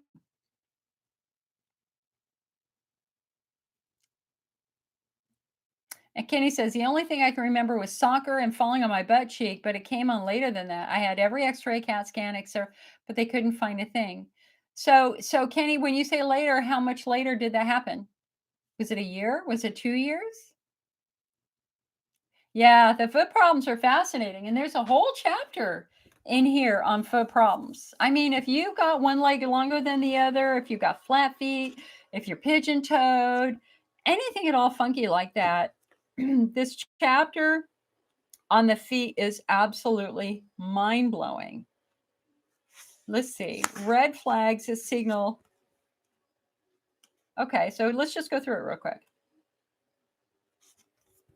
It's called A Footnote on Chronic Pelvic Pain, if you can see that.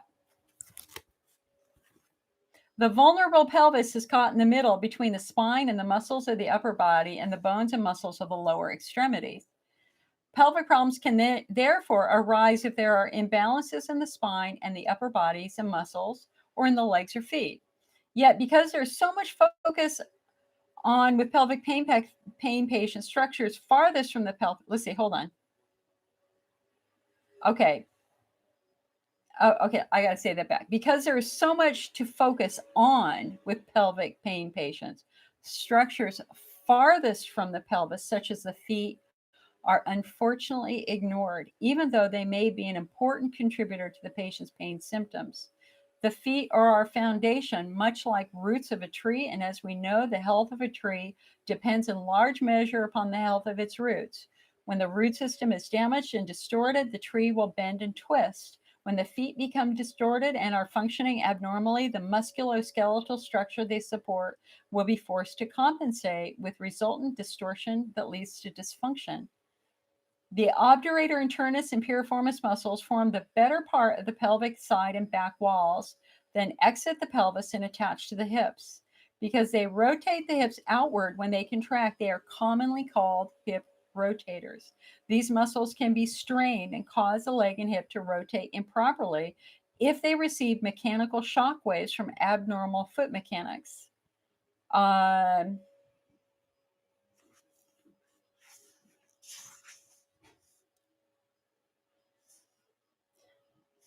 he talks about normal walking, which is fascinating. I didn't understand that. I didn't, when you think about the feet has a whole bunch of bones in it, right? And yet it has to, if all those bones were loosey goosey, we wouldn't be able to walk or run. And it's so interesting is how the foot adapts when you're walking.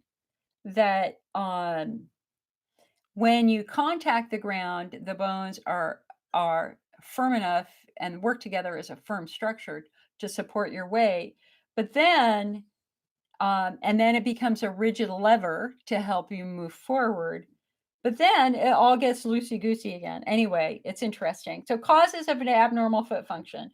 Abnormal foot function can result from mechanical abnormalities of the feet themselves or the musculoskeletal structure of the legs. The most common causes are compensating for pigeon-toed feet or outward turned feet. So pigeon-toed is when your toes are pointing inward. Duck-footed is when your toes are pointing outward. These will cause the feet to flatten or pronate excessively. Children with duck-footed feet have their body weight falling inside of their ankle joint, which causes the foot to collapse. Conversely, the feet of children who are pigeon-toed will develop in a flattened position. The wear pattern of children's shoes provide clues to determine if these feet abnormalities are present. Outward turned feet will have excessive wear on the outer part of the shoe, and inward turned feet will have more pattern on the inner margin. Okay, the second thing that they look for are tight calf muscles. Tight calf muscles can be the result of excessive exercise without stretching. Hello, me. Wearing high-heeled shoes for a prolonged period of time, a neurological condition, or even congenital muscle abnormalities. When these muscles are inflexible, they limit the motion of the attached ankle joint, which is then forced to gain flexibility from other areas.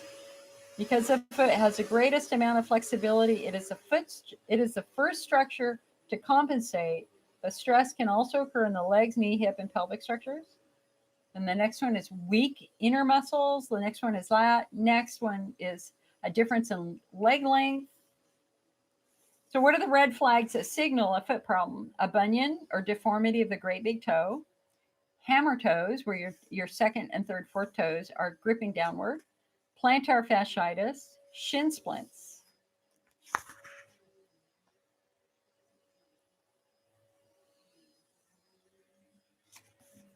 So let's look at this picture for a moment.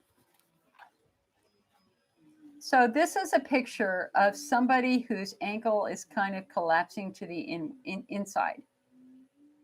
So this is a normal leg, and you can see the bones go in a straight line up into the pelvis. But if you've got one ankle that is bending on the inward, look at the greater angle. It's forcing the hip outward more, and it's stretching and putting pressure on the piriformis muscle. Hello, a pelvic floor hot spot. So here is a couple of case studies.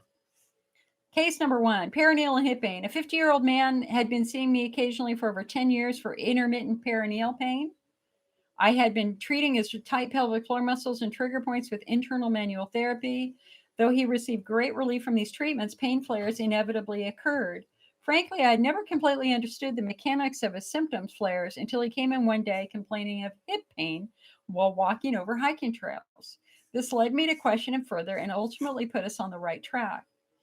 I asked him if there were any other musculoskeletal problems that he had not thought to mention previously. He responded that he had always had pain at the base of his large toe, which he attributed to arthritis. But because he knew other family members had the same problem, he never sought attention for this congenital issue.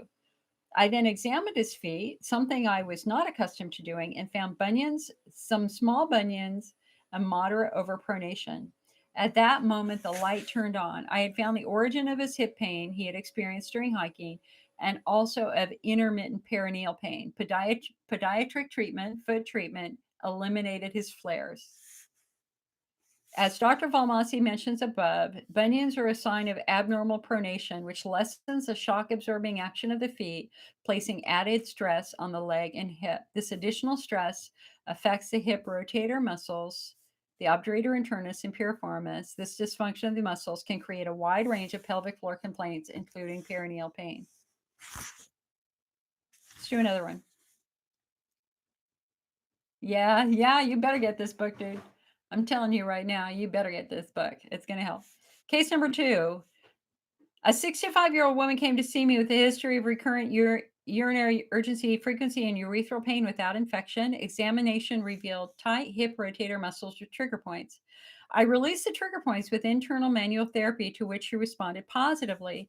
However, she continued to have pain flares. While my treatments were effective in the short term, the results only endured for variable periods. So I continued to administer therapy for nearly 10 years. At the time of her last visit, armed with new knowledge, I looked at her feet and noted unusually high arches. When I asked her if she had experienced any potential side effects, such as any potential foot side effects, she came out with bilateral Achilles tendonitis, knee surgery, and more recently hip pain when awakening or rising from a crouching position. In my mind, I visualized a straight line of mechanical stresses. It began with a foot imbalance, which affected the Achilles tendons, then the knees and hips, and ultimately the pelvic floor. A visit to Dr. Valmasi was the last step on her healing journey, and it is unlikely she will require many more additional sessions with me. Dr. Valmasi is the podiatrist he worked with. 10 years ago, when I first saw this patient, the feet seemed too distant from the pelvis to be considered in the treatment plan. Experience has taught me otherwise. Let's go to the next one. A 42-year-old man with voiding difficulty reported at the age of 14 he'd severely fractured his left foot, leaving him with a short leg. Since that time, he had assumed many abnormal positions when sitting to protect the leg.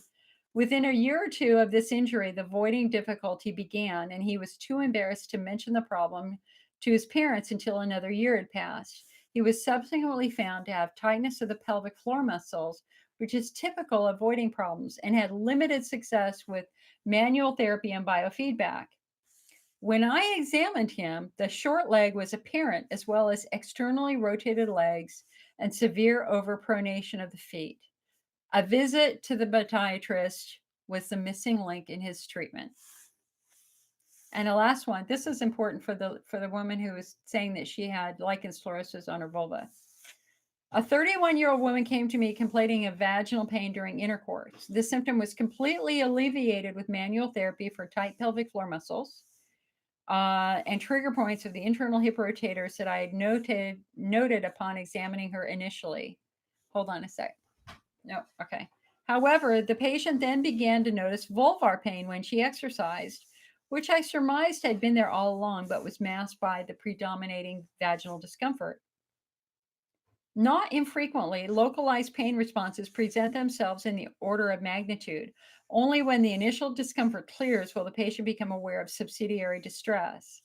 Okay, when I re-examined this young 31-year-old woman, I found nothing in the vicinity of her pelvis that might cause her vulvar discomfort.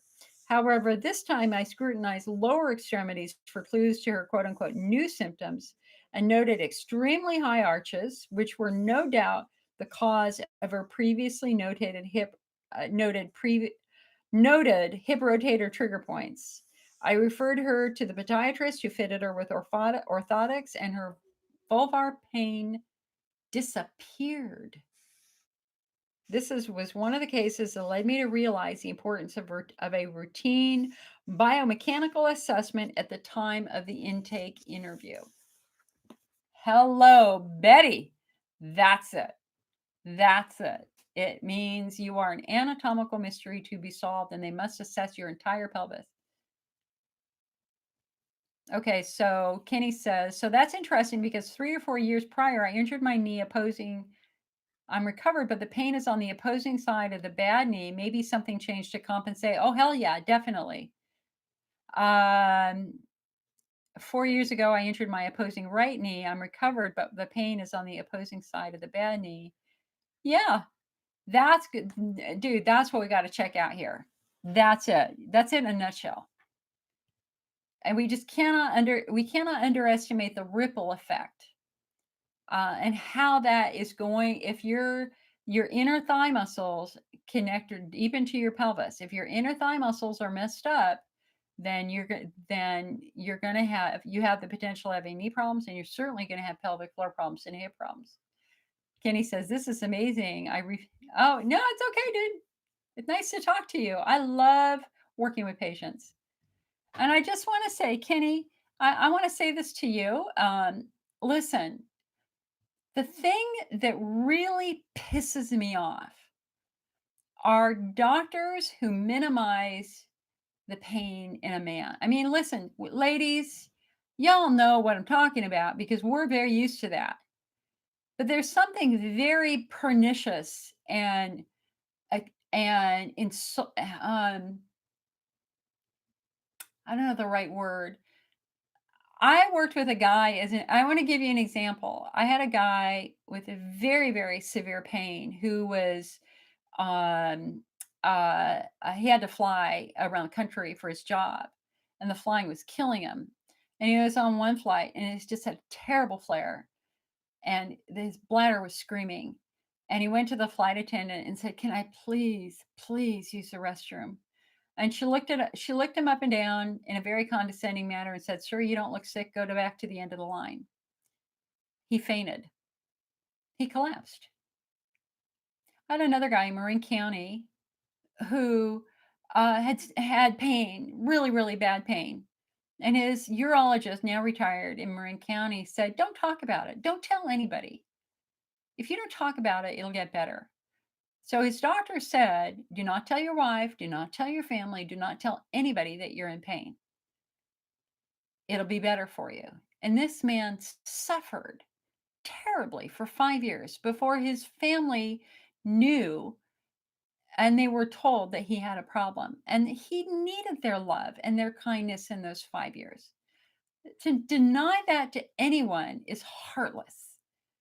And that idiotic urologist who said, "Don't talk about it," was terrible. But I think one of the worst cases was another gentleman that I worked with, a pharmacist with IC, as a matter of fact, who went to a urologist who just said, "Dude, be a man. Buck up. Just be a man."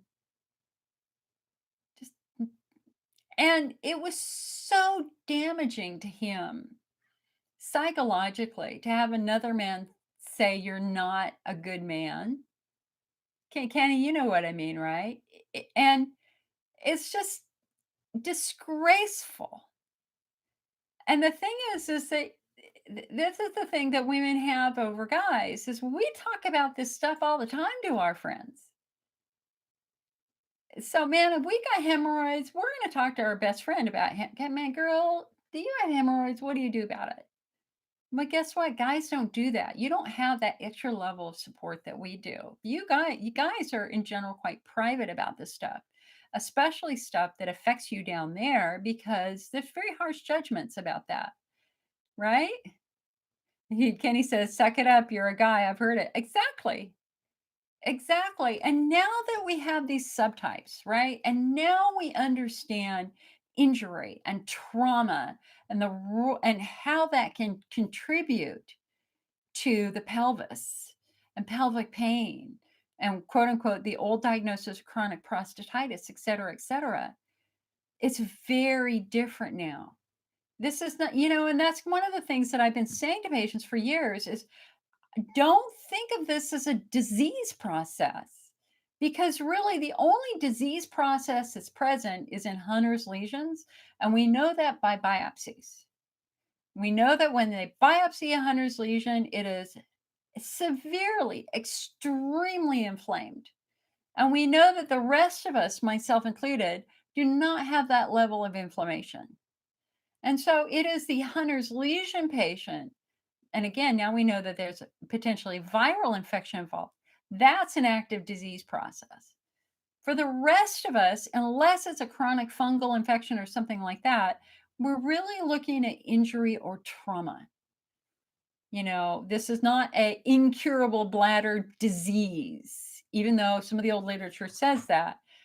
And according to the National Institutes of Health, this is a urologic chronic pelvic pain syndrome, UCPPN. And so a syndrome.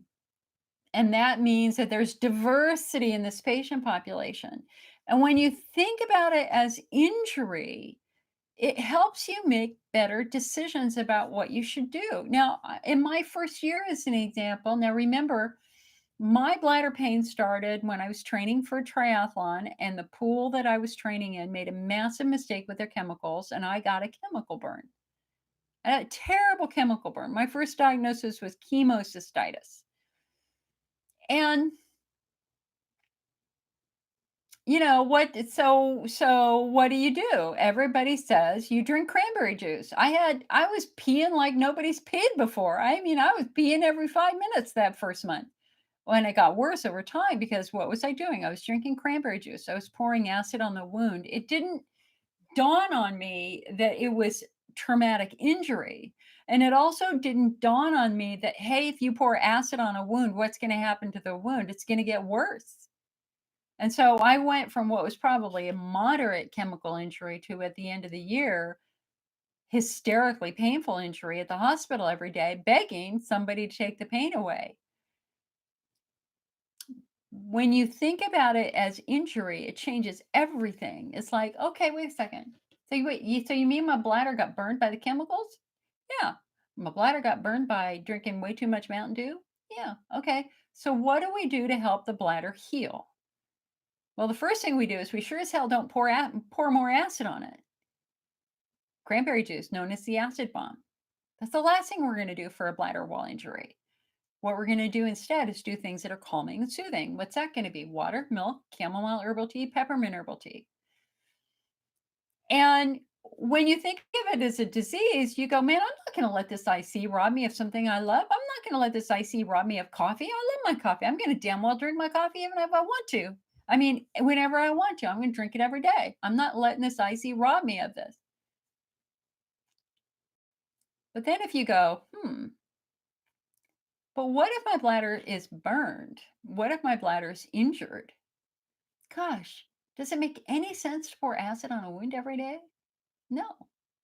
And so all of a sudden diet makes sense. It's like, bam, I get it. I get it. And it's the same with the muscles. When you've got a muscle injury, your job is to create an environment to support healing. So what I used to do that first year is I would force myself. So here, my bladder's screaming in pain. I'm in agony. I'm crying. I'm an ex-athlete. I was a professional tennis player. I love to work out. So I went and walked anyway, crying every single step. Like I would go out and force myself to walk around the block, bawling my eyes out. But the endorphins kicked in and I felt better. And it was my family who said, "Jill, don't you see how bad you are when you walk? Don't you see how much worse you are when you do that? You're hurt. Stop it." And it wasn't until a support group leader, I told her this story. I said, I forced myself to walk. She said, "Jill, would you try to run a marathon on a broken leg?" Like, no. Then why are you trying to run a marathon on a broken bladder? Maybe you need to stop and rest. And hello, light bulb. It's like, oh, wait a second. She's right. I need to stop and rest. My muscles are hurt. So I hope that kind of makes sense, right? So Kenny says, my feeling, thank you for your input. I will seriously look into this. Did you say the book is on Amazon? Yeah, it's on Amazon. It's $7 more on Amazon. You can buy it directly from us too for $29 as compared to $36 or whatever it is on Amazon. All right. Gigi says, I'm 59. I was told macular degeneration at first, but then the specialist said Elmeron eye has your vision stabilized or worsened off the Elmeron.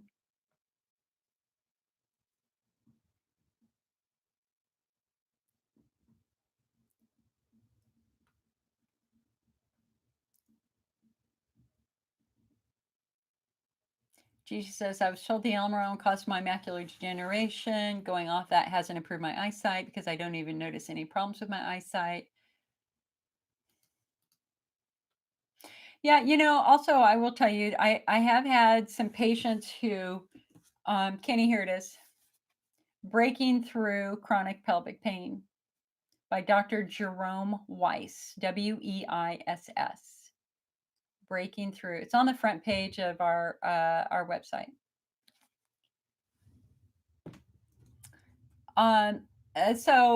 Gigi, I was just going to say that I've had a couple of people call me. They have absolutely no eye vision issues, but when they had their eyes examined, they had that pigmentary maculopathy, and that really scared them. They had the classic sign of this eye disease, and they were desperate to find out if they would eventually have symptoms. And let's hope not, but the odds are probably against them, not in their favor.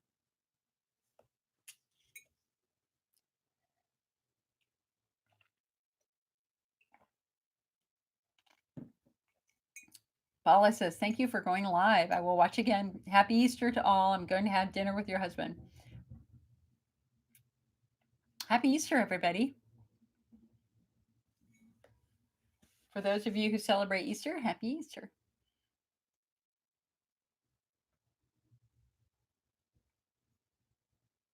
Pamela says, my installation is heparin, sodium bicarb, lidocaine, Kenalog. Husband gives it to me once a week. I have a terrible problem with neuropathy. Hard, even my teeth and head hurt. Everything hurts. I took the Elmeron for a few years. Did nothing to help my bladder, and my eyes have significant changes. I now have astigmatism. So Pamela, again, for you, it'd be fascinating to know what your subtype is. Because if you're not responding to bladder therapies, and that means maybe your bladder wall isn't the problem. Maybe your problem is your muscles or your nerves, like your pudendal nerve.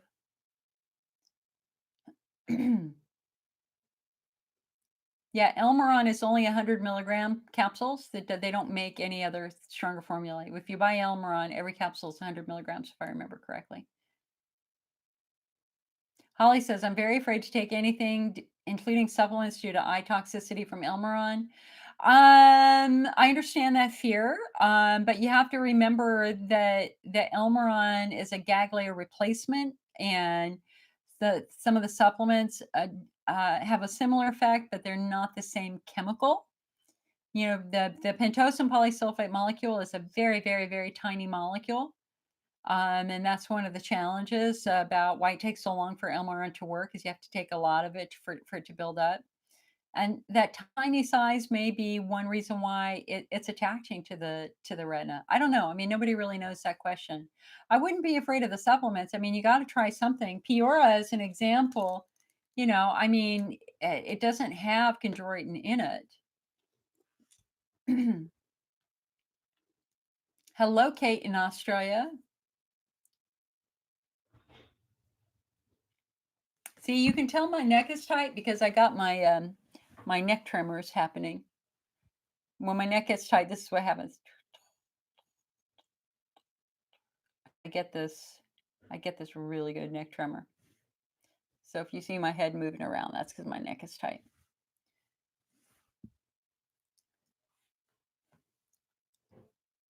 Jody says, my urethra is burning and kidneys for 10 years. I have IC. I don't hear this from other patients.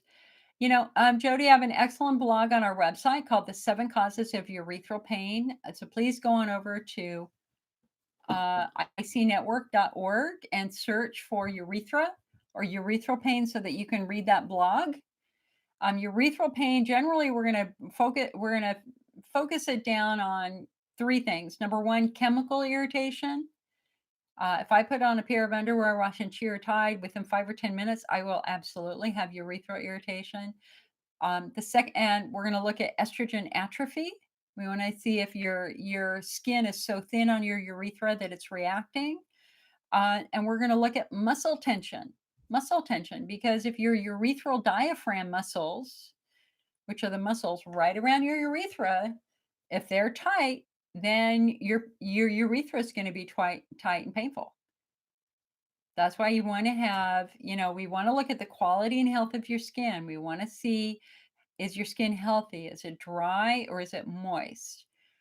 We want to make sure that the periurethral gland in the urethra does not have an infection. There are, there are things. So please go over to the website, icnetwork.org,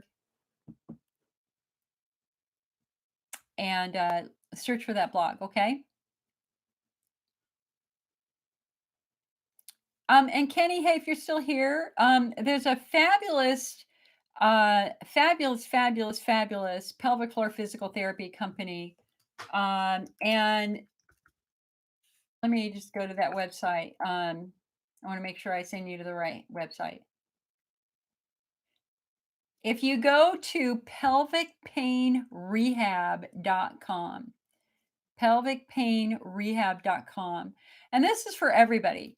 Their blogs are mind-blowingly good. They let me republish quite a few of them. Here's the last blog: tips for managing the stress of COVID on your pelvic floor. Oh, look at this.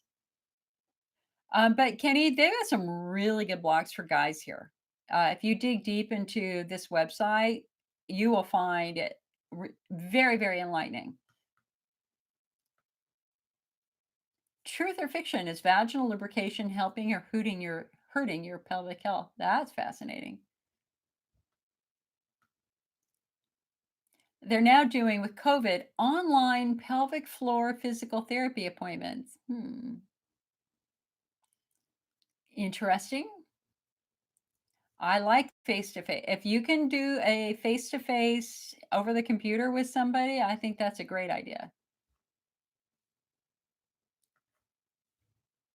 So, what do they say? Tips for managing the stress of COVID-19 in your pelvic floor. Let's see what they say.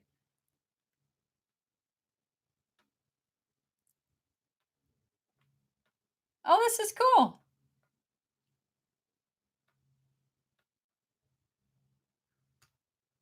Oh, this is, okay. See, yet again, guys, this is absolutely, I think, my favorite blog to read.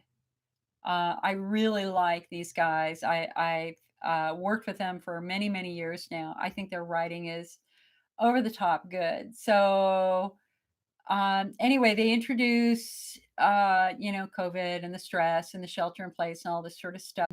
Interesting. Then she talks about what is stress and how it affects the body. Stress is the body's reaction to any change that requires an adjustment or response. It could be a response to something good or happy, or a negative change that can come from your environment, your body, or your thoughts. Yeah. Okay, I'll let you read all that. We don't need to go through that. The effect of muscles, the effect of stress on muscles. Stress can make us tighten our muscles, or as we physical therapists sometimes refer to as the guarding reflex, which we talk about. You probably noticed it before. You've made earrings out of your shoulders. You've turned your jaw into a vice grip. Oh, isn't that the truth? Which I know is how I'm sleeping. Turned your bottom into a solid rock. If this tightening or overactivation of muscles persists, you might start getting headaches, jaw pain, hip or back pain. The pelvic floor is no exception. It is muscle, and if you're stressed, you could be tightening it even without even realizing it. Even if you've been working hard or relaxing and letting go your pelvic floor with your physical therapist for weeks or months, that tendency to guard and clench may creep back in. We know that a tight pelvic floor can contribute to pelvic floor dysfunction, and even if your symptoms have been quiet for a while or have been getting better, you might see a flare up right now. Remember, you're going to be okay. This will pass. For the time being, you may have to ramp up your self-care activities and dig out that old home exercise program that your physical therapist gave you way back when. Most of all, don't panic and stress yourself out more. And then they go over what you can do to reduce your pelvic floor tension. So what can you do to decrease your pelvic floor tension? Below are some of my favorite exercises. So number one, diaphragmatic breathing.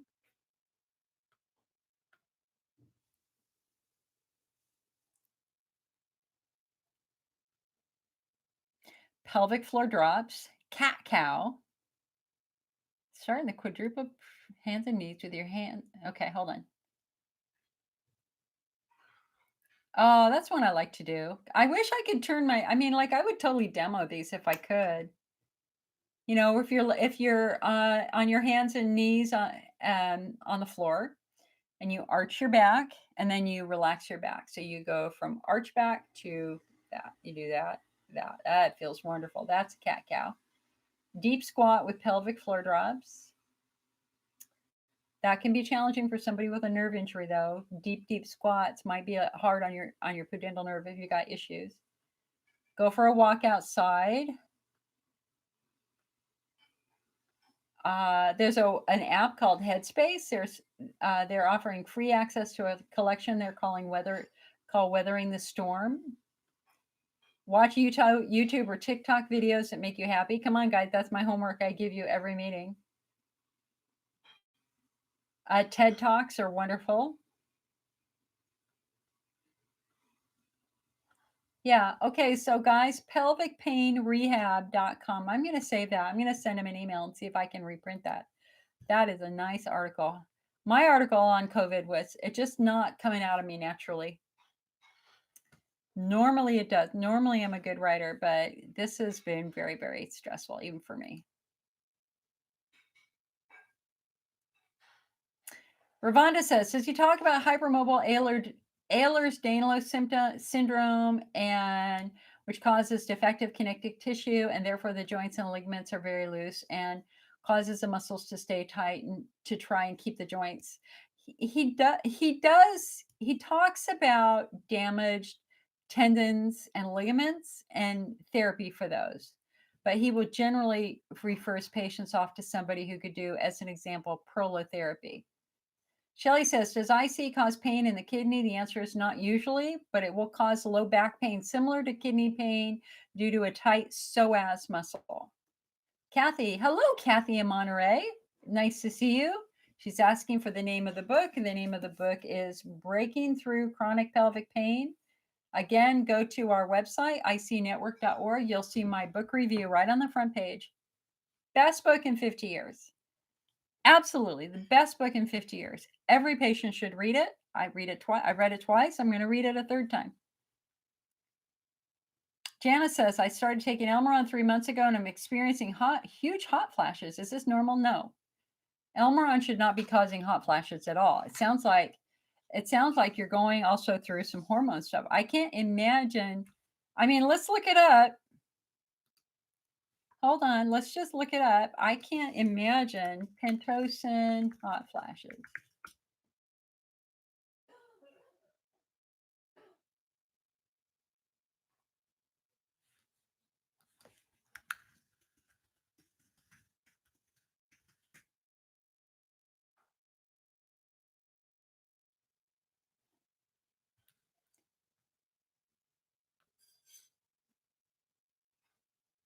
No, I just don't. I don't see it, hun. There's no. It makes no sense to me. I will tell you that I have started having little. I get mini bursts. I get a little burst of heat a couple of times a day. I get a little burst of heat after I eat breakfast in the morning. A couple of little bursts of heat throughout the day. I mean, it's like a 20-second hot flash, and then it goes away. And I didn't have them for a while, but now with all the stress, they're back again.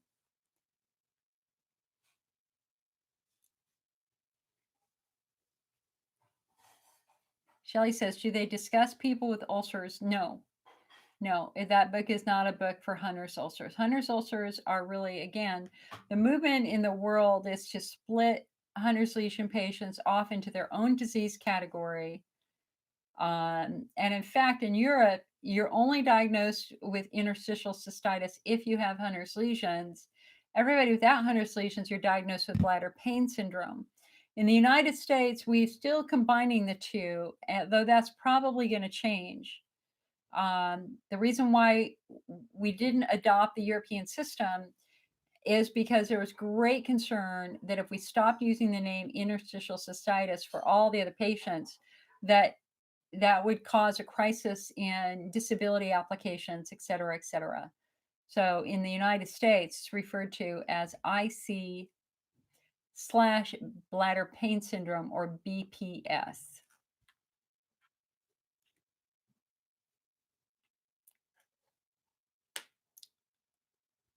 Gigi says, I was told by a functional medicine doctor to go off bioidentical estrogen and use coconut oil suppositories. I said no and stopped seeing her. I don't agree. Corey, what's the name of my website? It's right there, icnetwork.org.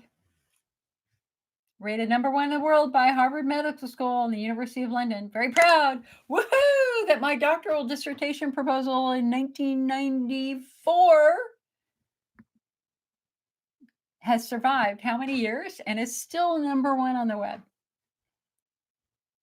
And better yet, you know, guys, the IC network is basically run by two sisters, my sister and I.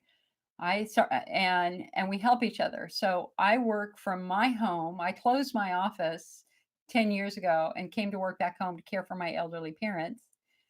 And then our warehouse is up on her property, on her farm, and in an old farm building, in an old winery building.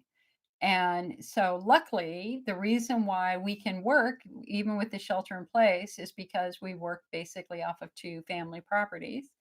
And we have a farm exemption. So, my employee can come to work to pack your orders. So, there you go. I was always embarrassed by the fact that I worked from home, but I also knew I was going to take care of my parents. I'm not embarrassed anymore. It works, and it works well, and it works for me. Lauren says, I've tried Headspace before. It's great. Awesome. I haven't. I've never tried Headspace.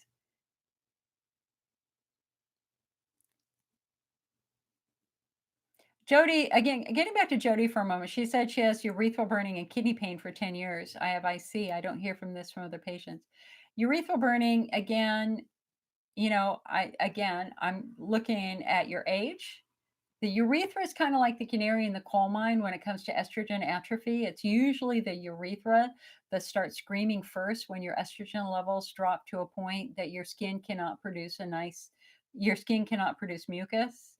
Remember, your bladder is like your mouth. It is a hollow organ covered with mucus. It is meant to be wet.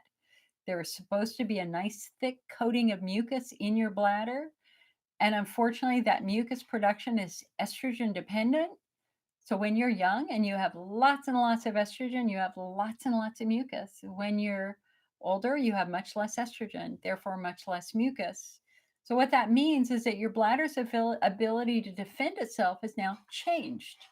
It means that your bladder is going to be less able to tolerate some things. So when you're young and you got lots of mucus, you can get away with a lot of crap. You know, you can get away with drinking a lot of soda and a lot of coffee, but man, once menopause kicks in, those estrogen levels drop. You're not going to be able to tolerate some of the things you used to be able to tolerate. And that is not a disease, that is aging. That is what happens to every woman.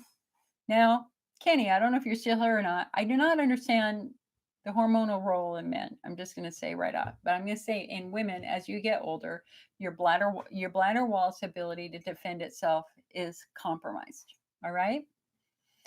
So that also applies to the urethra. And it's the bottom half of the urethra that really relies on estrogen to produce mucus. Therefore, the bottom half of your urethra is often the first to react to the loss of estrogen. And it feels like there's a drop of urine stuck in your urethra that simply will not come out.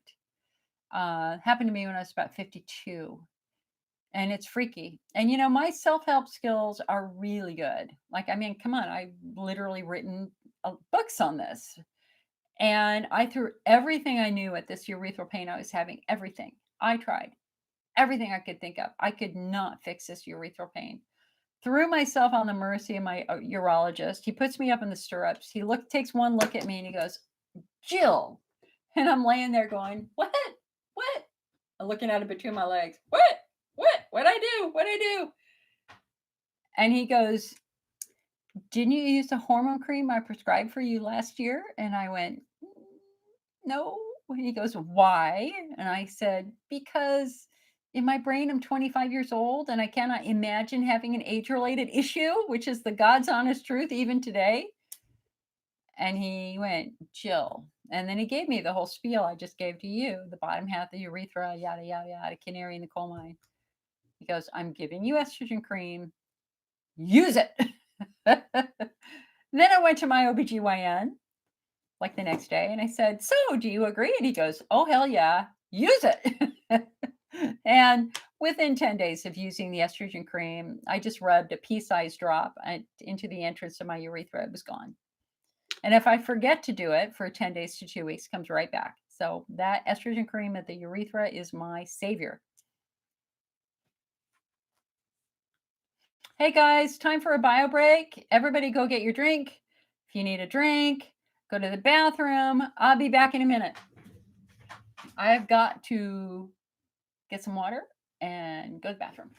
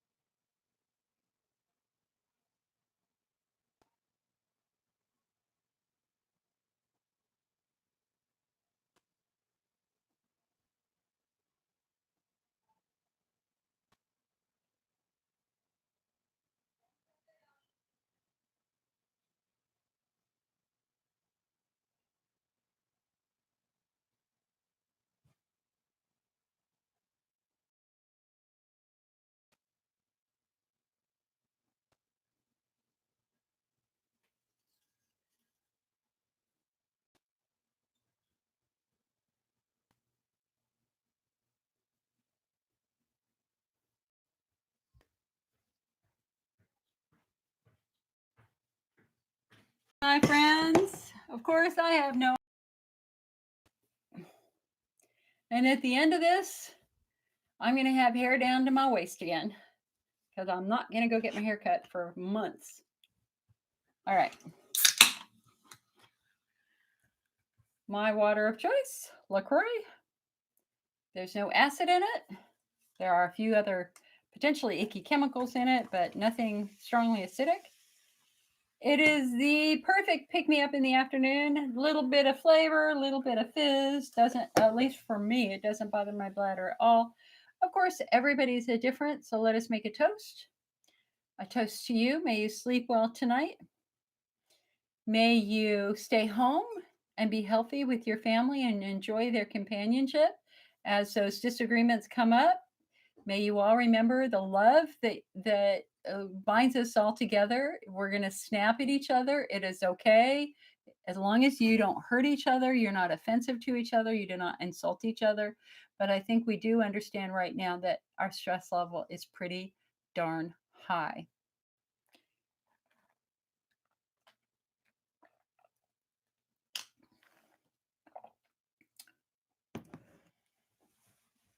Gigi, I agree with you. The only fight I've gotten into so far. Oh wait, I forgot one thing. Hold on.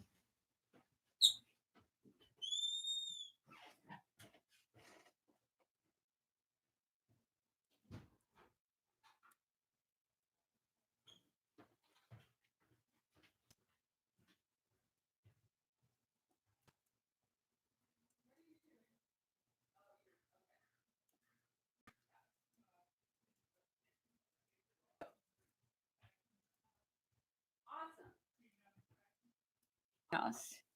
My dad watches, Fox News, and he doesn't think the COVID crisis is as serious as we think it is. That's all I'm going to say on that.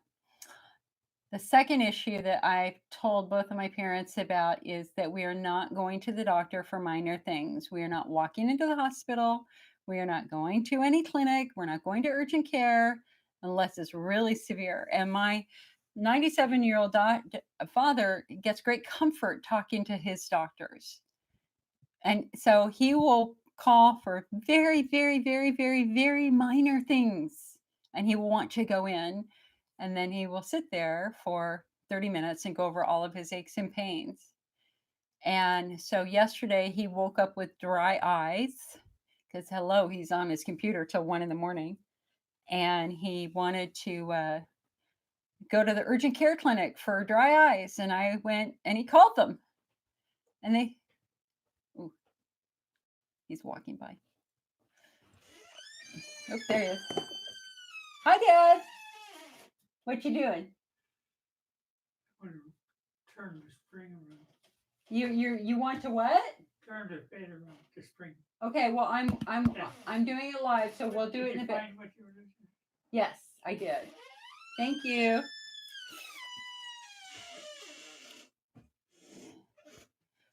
Anyway, so he called urgent care to go for his dry eye, and they were saying, "Yeah, we can come see you." And they put me on the phone, and I look at him. He goes, "You called them for what?" Yeah, dry eye. I was like, "Dad, we're not going to urgent care for dry eye. We're not going to urgent care for dry eye." He's like, "But I think I should go." It's like, "Dad, it's dry eyes. Here are some eye drops. Let's give it a couple of days." It's like, "But I really think," no, I'm not taking you to urgent care for dry eyes. If you're having an eye issue, we're going to go to the eye doctor. We're not going to urgent care where they're treating COVID patients. For God's sake, holy heaven, oh my God. Anyway, we got through that crisis. You know what I mean, right? Okay.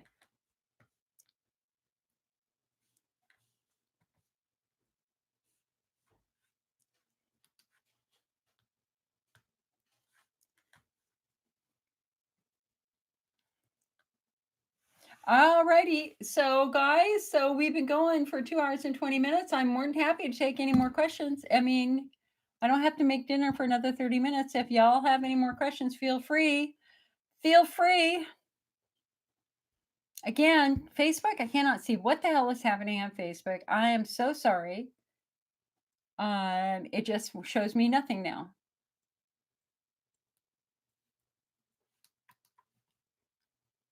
And I hope I don't shut it down by mistake. This new interface is terrible.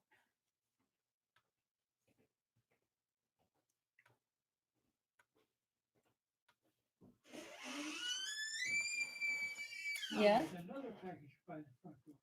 I will take care of it after I'm done. I'll be done soon. Just leave it there. I will take care of it. I'm now getting the mail and dealing with the packages because he wants to bring them in the house, and I will not let him bring them in the house.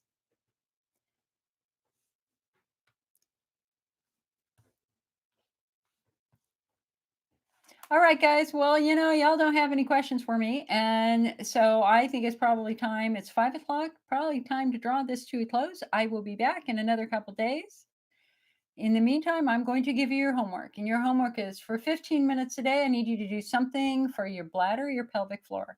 For God's sake, go into your living room and do your exercises once a day. Please improve your noggin here. Come on, get your knowledge level up. You can read a freaking book for 15 minutes. I know you can do it. Better yet, draw.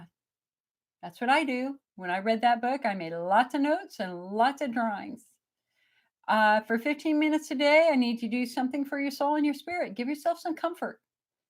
Whatever it is that gives you comfort, do it. You deserve it. You deserve some comfort right now. So if you like watching church service or you want to talk to a good friend or whatever, do it. You are entitled to comfort.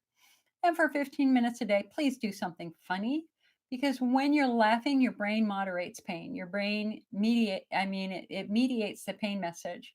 If pain is accompanied by tears and stress, your brain will intensify that pain because your brain thinks your life is at stake. If your pain is accompanied by laughter, your brain will decrease the pain because your brain thinks it's good pain instead of bad pain. So laughter is everything, and TikTok is hysterical. Although TikTok is now doing all these animal videos that are not so good, and the saying goodbye videos. I don't know. The dance videos are great. Some of the funny, but TikTok, I don't. I think YouTube videos are great too. Texas Red says, any thoughts on bladder prolapse? Yeah, prolapse is caused by weak muscles. And so in general for women, we're going to see, and it was interesting. I was actually working with a marathon runner earlier this year, and earlier last week, or maybe even this week. I don't know. It's all blurred right now. And she had terrible prolapse at like the age of 25. And I said, you do realize that the toll that your workouts are taking on your pelvic floor are not insignificant, and that many elite athletes, like women running in the Olympics, are running with pessaries because they have damaged their pelvic floor muscles with their workouts. And so we tend to see, things like prolapses in athletes, but also after having a baby. If you strained, if you pushed, if muscles were injured, if muscles were torn, that's another context where we're going to see potentially some prolapse. And so I have a very, very, very, very, very mild vaginal prolapse that we're working on, which is just from my athletic career. And so if they catch it early, pelvic floor physical therapy can strengthen those muscles and maybe nip this in the bud. If the muscles are too stressed and strained, and they can have surgery to address that, to address it a little bit more. It is I will tell you that one of my favorite customers is an elderly woman who I first met 20 years ago in her 70s, in her early 70s, and now she's in her early 90s. And she has always had a prolapse. And she was afraid to have the surgery in her 70s, not understanding that as she would get older, the prolapse would worsen and worsen, and yet her ability to tolerate the surgery would also diminish. And now that she's in her 90s and dealing with this giant pessary, she really, really, really regrets not having the surgery. She wishes that she had had the surgery when she was younger. Texas Red said, have you ever heard of bladder prolapse causing urethral burning and painful urination? That's what I'm dealing with. Yeah, absolutely. Absolutely. I mean, the bladder and the urethra can be contorted in all sorts of weird ways, depending upon the prolapse. So Things can be kinked. You might not have a straight channel. You might have a kink in a channel, so urine isn't coming out easily. You might not be able to empty you might not be able to empty your bladder easily. You might now have a pocket where, sometimes the bladder will just prolapse straight out, but other times maybe just one part of the bladder will come out. So you could end up with a pocket of urine that's not draining easily, that could cause infection and things, and or just irritation and things like that. You say that's exactly what it feels like. Yeah. Yeah. Yeah, hun. I'm sorry you're going through that. You're not alone. Millions and millions and millions of women have that. I shudder to think of what the pelvic floor looks like and a woman who's had, you know, 20 children. I can't even admit with that lady, 19 kids and counting. Holy hell, her pelvic floor must be toast. I can't imagine the toll that many pregnancies would have on the pelvic floor. And so it is real. You know, the greatest gift that a woman can give a man is to risk her life to bear his child. And not only is our life at stake, but also our general health and well-being, and muscle health is a big part of it. Young girls can have a baby and end up with a really significant injury that affects them for the rest of their life. So it's very, very true. The greatest gift that a woman can give a man is to risk her life and her health to bear their child together. There are consequences to that potentially.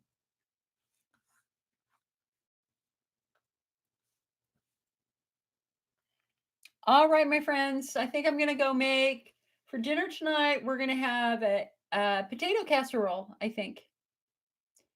Texas Red. Oddly enough, I've never had children, but I have a history of riding horses. Sue, Sue, are you still here? We have a long discussion about horseback riding. A long discussion about horseback riding, and the martial arts is a challenge too. When you think about horseback riding, think about it. Your legs are wide open. The saddle is directly pushing up against your inner bits, including nerves and muscles.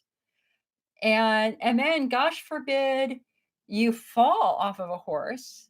So we have one patient who's a member of our group who she'd had bladder symptoms for years. No bladder therapy ever worked for her. It really, really suffered. And then she and Sue, if I get it wrong, please let me know. Please correct me. She finally had a CAT scan or an MRI of her pelvis, and what they found was a big knot of tissue around her piriformis muscle on her left side that looks like scar tissue. But it's all woven in the muscle, right? It's a really complex injury. And she remembered falling off of her horse really badly and landing on that spot. And who knew 30 years later or 20 years later, that was that fall that created the foundation for a couple of, many, many years of discomfort.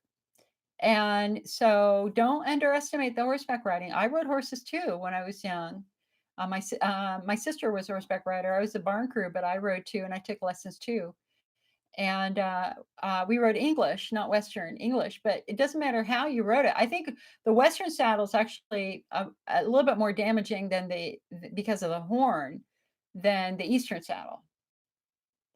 Texas says, I fell off so many times I lost count. Yeah, it happens. I fell off once really, really badly. Holy hell, right on my back.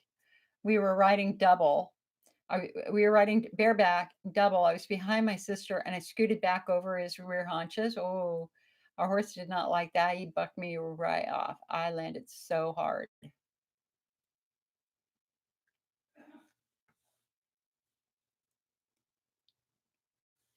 Gigi, getting back to what you said, yeah, I completely agree with you. Coconut oil is not a replacement for estrogen cream. Yeah, I know, right? And that's why this book, Breaking Through Chronic Pelvic Pain, again, really would be good for you too as a horseback rider. I mean, there's a picture in here about what a bicycle seat does. And let me see if I can find it.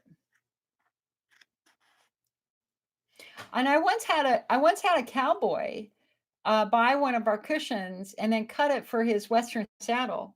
He was like up in Montana. I thought it was fascinating. He worked on a cattle ranch.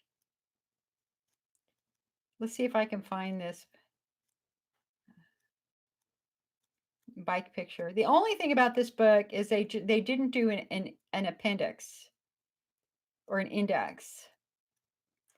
So you have to kind of search because it's self-published by the doctor. And he's 80 years old now, so he just needed to get it out.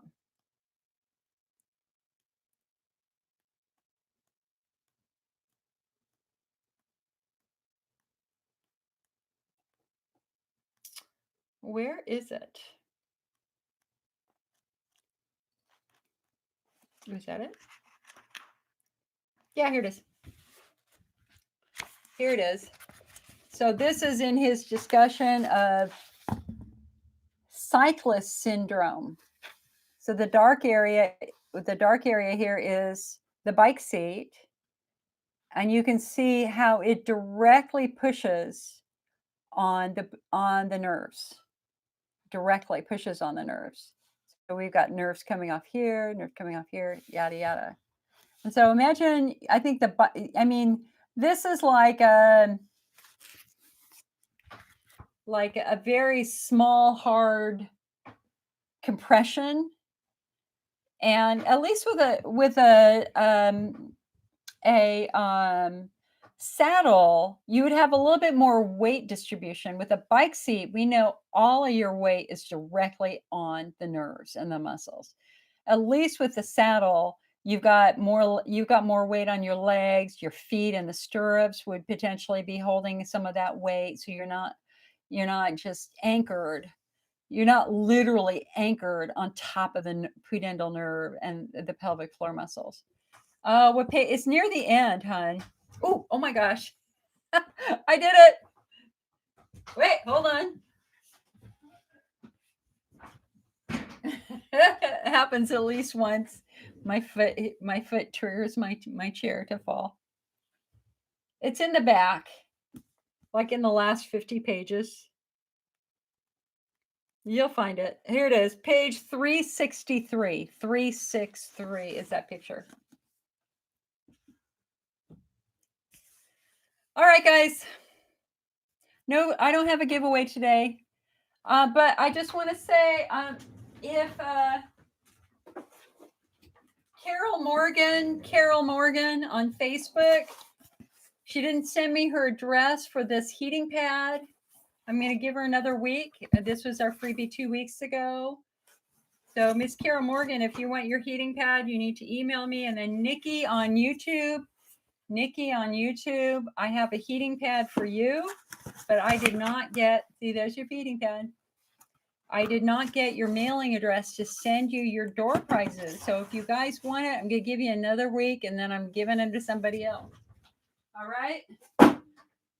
All right, guys. We are in this together. You are not alone. Life is good. Carry hope in your heart. I want you every day to use your affirmations. Positive affirmations. Don't dwell on the negative, dwell on the positive. I love affirmations. I can do all things through Christ who strengthens me, or spirit, or wherever you want. Every day in every way, my life is getting better. Use your affirmations. I don't want you to dwell every day on the news and on COVID and the sad things that are happening. Watch the news once a day for 5 minutes and then you're done. And then get back to the things that give you and your family joy. Okay? All right. You are not alone. I'm here. We'll be back. Peace out.